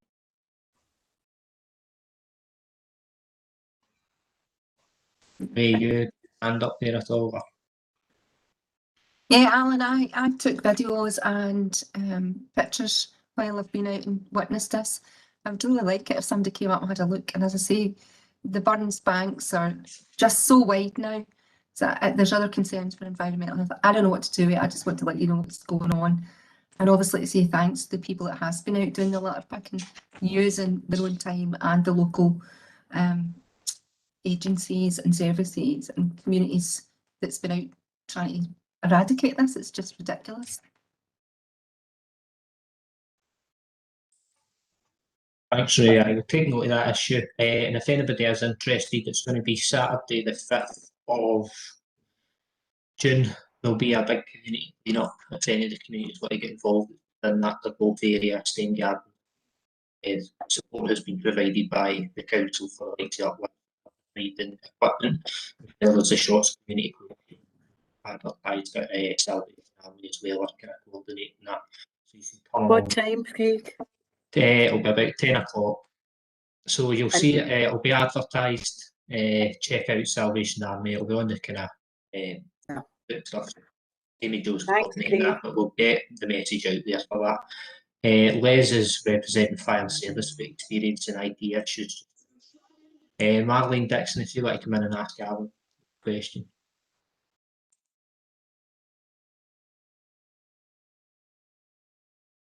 Alan, do you have an email address or something, because there's a specific problem in Harthill, and an adult buying for children. And, I don't think this is the forum to be talking about it, but if I could contact you and speak to you about that, is that okay? Do I just phone up and ask for you? Or? So Marlene, can everybody hear me? Yeah. Online, you'll be able to report that kind of thing to the community police. So there's going to be contact details for our officers. So Jim Mitters, the sergeant in Shorts and Wishaw, if you drop us a message online or just phone 101 asking to speak to one of the community officers, and they'll put you through to shots. Email to the chat marker and I didn't get anything back. Well, listen, apologies. I know the issue you're talking about, and I know who it is. So I suppose I already know about it, and we're currently putting plans to do test purchasing within local shops, and I'm also looking at put plainclothes officers up in that area to try and affect the problem. So apologies, Marlene. I'll speak to Jim. He's usually very good at getting back to people. Yeah, that's fine. That's fine. Thank you. Thanks, John Joe, for putting in that bit of information. If you've seen it in the chat, Ray, that'll probably answer questions you had. The Forestry Commission owned the forest from Cairneyhead Farm to the Voe. THS Housing spoke to the developer and assured that there will be access to the Voe from Carroll Street. Hopefully that's a bit of kind of good news. Yeah, Les King is here representing. Craig, sorry, could you repeat that, please? Says it's in the chat. The Forestry Commission owned the forest from Cairneyhead Farm to the Voe. THS Housing spoke to the developer and he assured us that there will be access to the Voe from Charles Street. So that answers some questions regarding access to that green space. So hopefully that rounds that up a bit. But any issues with that stuff, go back to the environmental subgroup, but we'll leave that there for the night because all right, getting a bit short on time. Could I ask one question? What is it? Both again, is the man Llewellyn still on? Is he away? No, I'm still here. Yeah. See the proposals for the houses at the top of Turbothick, Cairneyhead. I'm assuming it's still a proposal. Yeah, to my knowledge. Yeah. Well, I'm just wondering why what we used to call the old barns are now renovated, have cameras outside them, the land's been cleared to make it look as if it's easily accessible for whatever's gone in the renovated barns. So that makes me wonder, if it's a proposal, why would there be money spent on renovating barns and clearing all that area? I think what Ross also said earlier on, Sharon, I think Ross is arranging a meeting, isn't he, with the head of planning and regeneration, so we can take a lot of these things forward and get clarity on that. So I'm sure that's what you said earlier, Ross, wasn't it? That there's an invite out there to actually arrange a meeting with both Pamela Humphreys and I think it's Lorna Bowden. Right, sorry, I missed that. Yeah, that's not to speak about specific planning applications. That's like the general, just kind of planning matters. Yeah, absolutely. Referring to is the specific application at the top of Turbothick Road. Okay, so there will be a Stephen. So any specific ones, if there's a planning application in for that, you would be able to speak to the planner and online through the online planning portal, see all the documentation and things that go around about that. The planning authority carry out a statutory function for the council, so you would need to speak to them about specific applications. All we can do probably as a board and facilitate is general wider discussions to look at the community's concerns, but not to actually look at an individual application to talk about, because there's a statutory process for that.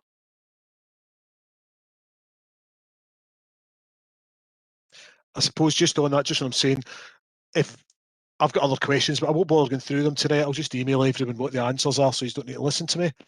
As we'd mentioned earlier about the meeting with the head of planning regeneration and also the planning and place manager, if I could ask anyone who's got a specific interest around the housing things, I'm sure there'll be at least one or two of you would like to attend that meeting. I'll put my email address in the chat bar just now. You can email me directly, or you can email the usual communitymatters@northland.gov.uk email address. If I can ask, try and get back to me maybe by the end of this week.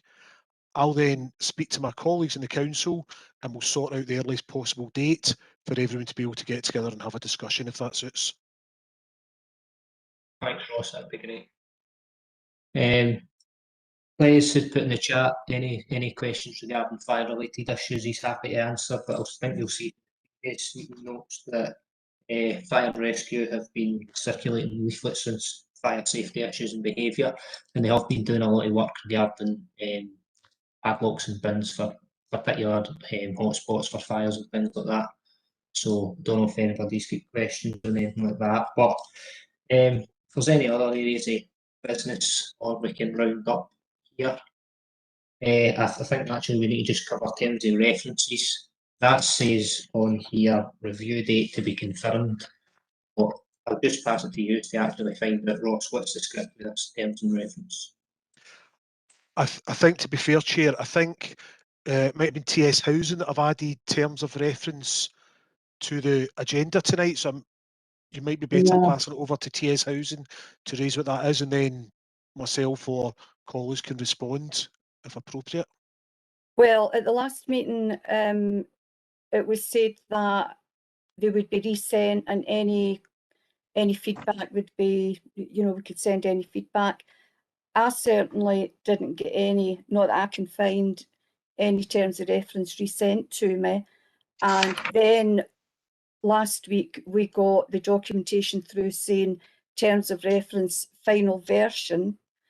Now I understand the final version has turned back to a draft version, and we've run out of time, and so I think the terms of reference is still not ratified, and we requested at our initial feedback that a special meeting is held to discuss the term of reference, and well, we never get any feedback in that. So there are definitely issues within that needs to be discussed, because we're talking about community involvement and engagement, and we haven't even discussed our terms of reference, and yet we're getting an email saying that that was the final version.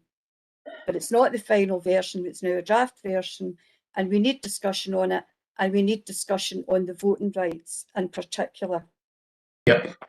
But we can't discuss it tonight, obviously. Mm-hmm. No, because Chair, can I come in, please? Matt Costello. Hi. Just to clarify, we need to. We've had discussions about the terms of reference prior to this. They were issued at the last meeting. Input was invited at the last meeting, and there was no input come in relation to issues regarding it. And it was included in the terms of reference. There's been no other inputs that's come in through our community matters or through any of us directly on that basis.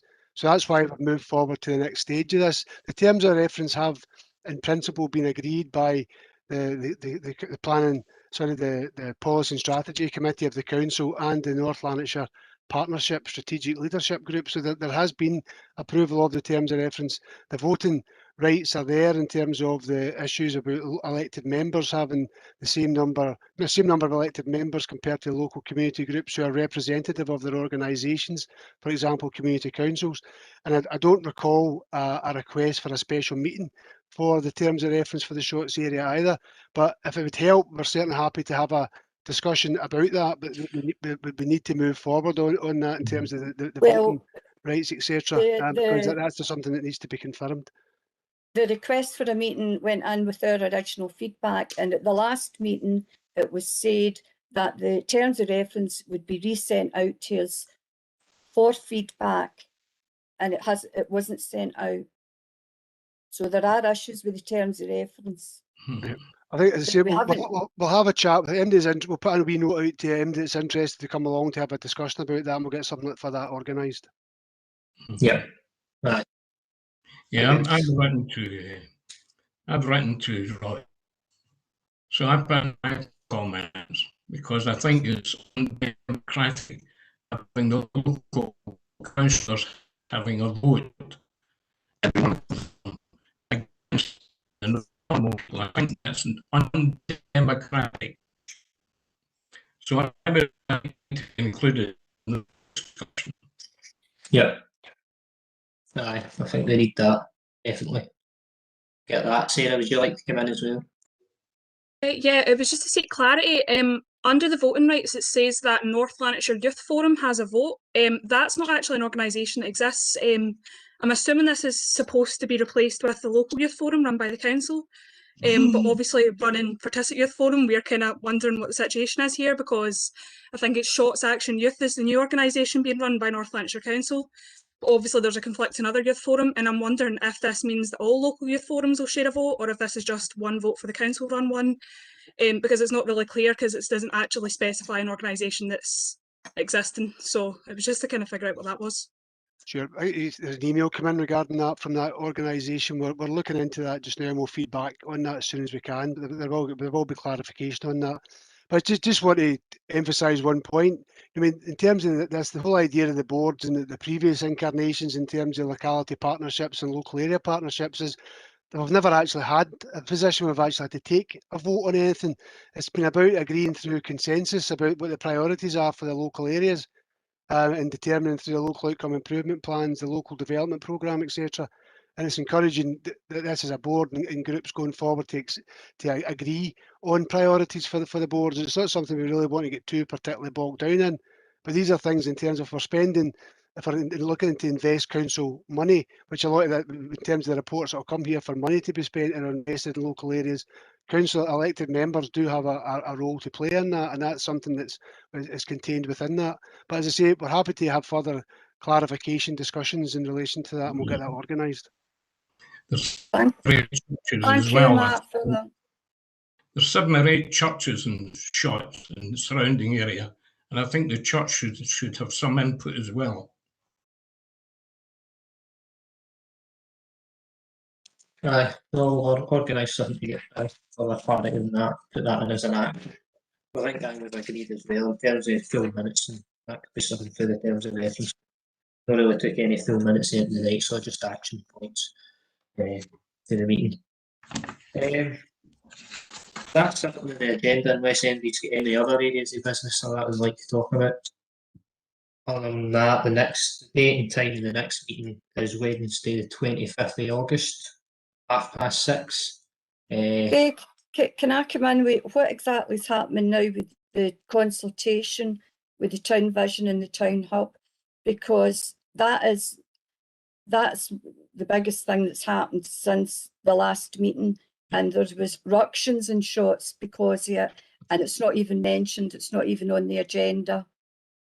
Aye, well, nobody's put that on the agenda. Do you want me to come in there, Chair? Yeah, it's on my list of questions that have been submitted to me through Community Matters, so I did have it to get back to, but I've only got through one of the questions tonight, so I can skip right to that one. So the town visions and the community hubs, just so we're clear, are 2 separate areas of work. I think there was a little bit of confusion maybe earlier on about town visions and town hubs being one and the same. So the town vision is looking about the potential future of shots over the longer term.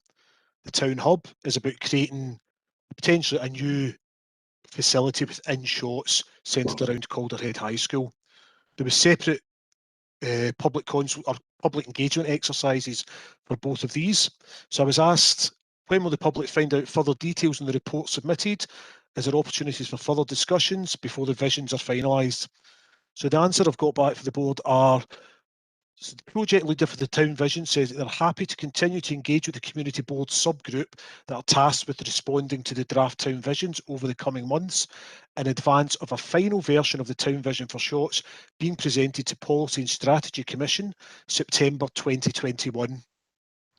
A summary of the publicity and engagement campaign for the draft town visions is included in a report to the Enterprise and Growth Committee on the 19th of May. Headed Economic Regeneration Delivery Plan Update, Town Centre Regeneration. This is currently available to the public on the Council's minutes, agendas and reports website. The full publicity and consultation report will be prepared for the Policy and Strategy Committee in September 21, and those participants who have provided contact details will be sent a formal response to their written submissions and comments. So that's specifically around the town visions. The subgroup we've previously mentioned that we asked for expressions of interest will be able to directly engage with the Town Visions team over the coming months to feed in any additional comments. So that engagement and that dialogue is going to continue. For the Town Hubs, separate programme of works, just so it can be clear. The Town Hub reports will be going to Policy and Strategy in September 2021 for approval. It's expected that they'll then be shared with the community boards and be presented to them for final approval.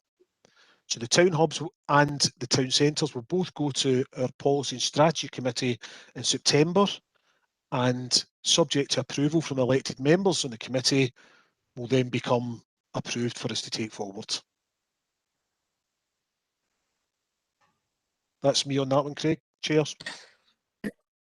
Sorry, I Other questions, Mary? I might just have missed something there. So, what's the follow-up consultation? I've maybe just missed you saying that. What's the follow-up consultation now for the public between now and? In what way, Mary? So those two work streams have went through a programme of engagement on what their proposals are. That's then going to committee for approval for them to take forward what they're doing. So the town visions, which is about the Shotts town, potential town centre. And will there, I know, because will there be more public consultation after that? Not before That's September That's committee. the consultation. Because, Mary, the town visions, they made clear at the presentation, these aren't a master plan, these aren't a proposal. This is very much a vision, and it's the starting point. So when it's approved, then there'll be ongoing works with all communities where they would have a town vision programme. So the graphics that were shared, they made very clear, that's not the actual master plan, that's not a design. It's just a notional vision as a starting point for the discussion. And as I say, the team have said they're happy to engage with the subgroup we're establishing, so people can feed in further to this. Well, just when you said no there, I picked up as meaning that was it, end of consultation, because that wasn't my understanding. But you've now corrected my understanding of what you said. There's no further public consultation prior to committee, but there will be engagement with the community board. Right, just to think, touching on that in terms of we understand how that engagement continues, but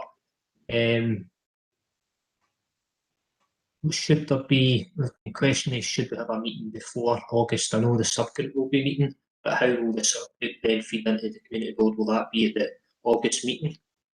Make that a bigger meeting and have a community matter in there regarding the town visions? Will the subgroup have met about the kind of consultations in this subgroup?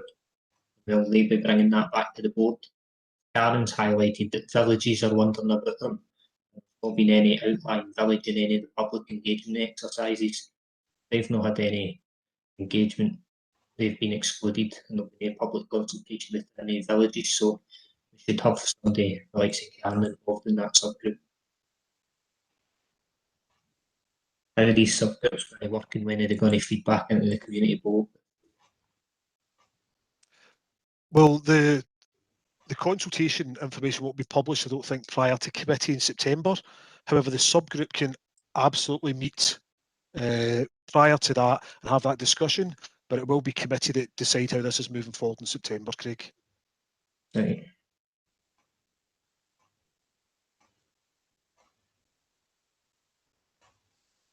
Does anybody get any other questions to that? Will the community board be able to discuss town vision and have consultation at the meeting with Pamela Humphreys, head of planning? There'll be an opportunity for that. I would like to keep them separate. People have been very specific about concerns they've got about housing, planning, development. We can see how long these subjects can take. The people that are leading the Town Visions project, as I'd said earlier, have said they're more than happy to continue to engage with the community board subgroup. So when that subgroup's established, the relevant officers from the Town Vision team will come along to that to be able to field questions and actually give people the context they need for any questions that they're raising. Cheers. Sharon, you want to say anything? Right, that's fine. Aye, if everybody's happy with that, we'll call it at that, and the next meeting will not be till August. But I think if you've got any questions or action points for the community for the next meeting, you need to send them through to Ross or Matt. Craig, can I just ask a wee quick question, if that's all right? Aye, go for it. And it's to Ross. So with regards to the subgroup for the town hub the vision for Shot's subgroup, and you say that the people responsible, I imagine that's David Greer, etc.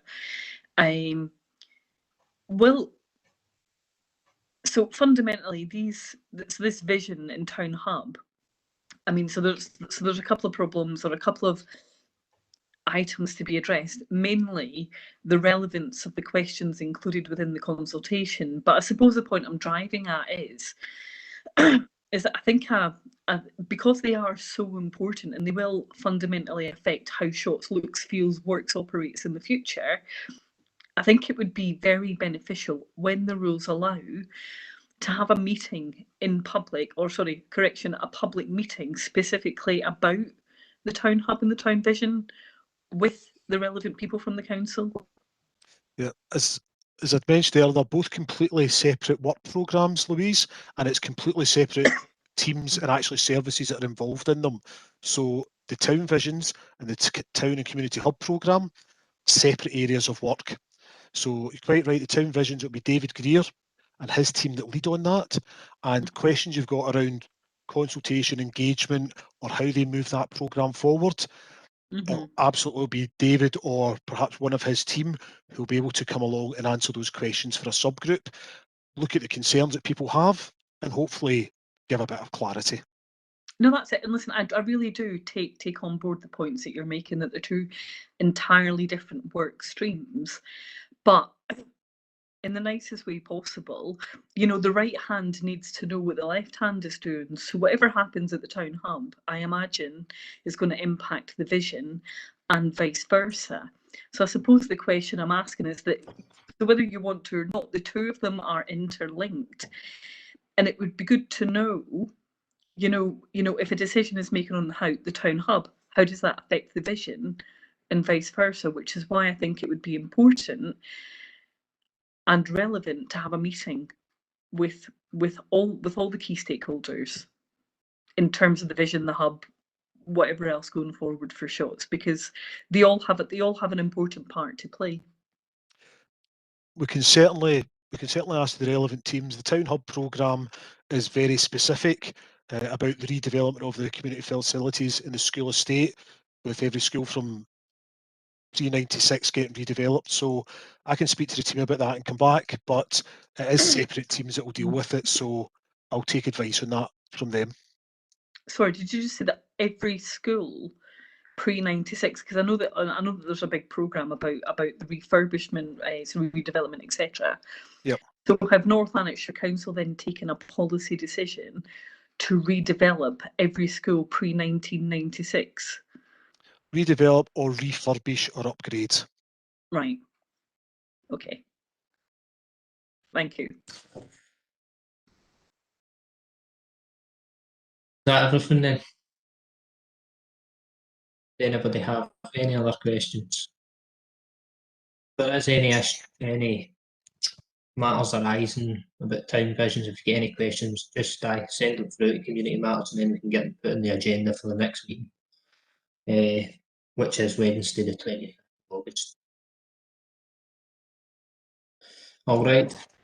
Thanks, Craig. Thanks, everyone. Thanks, everybody, for coming along. Good night. Bye. Good night.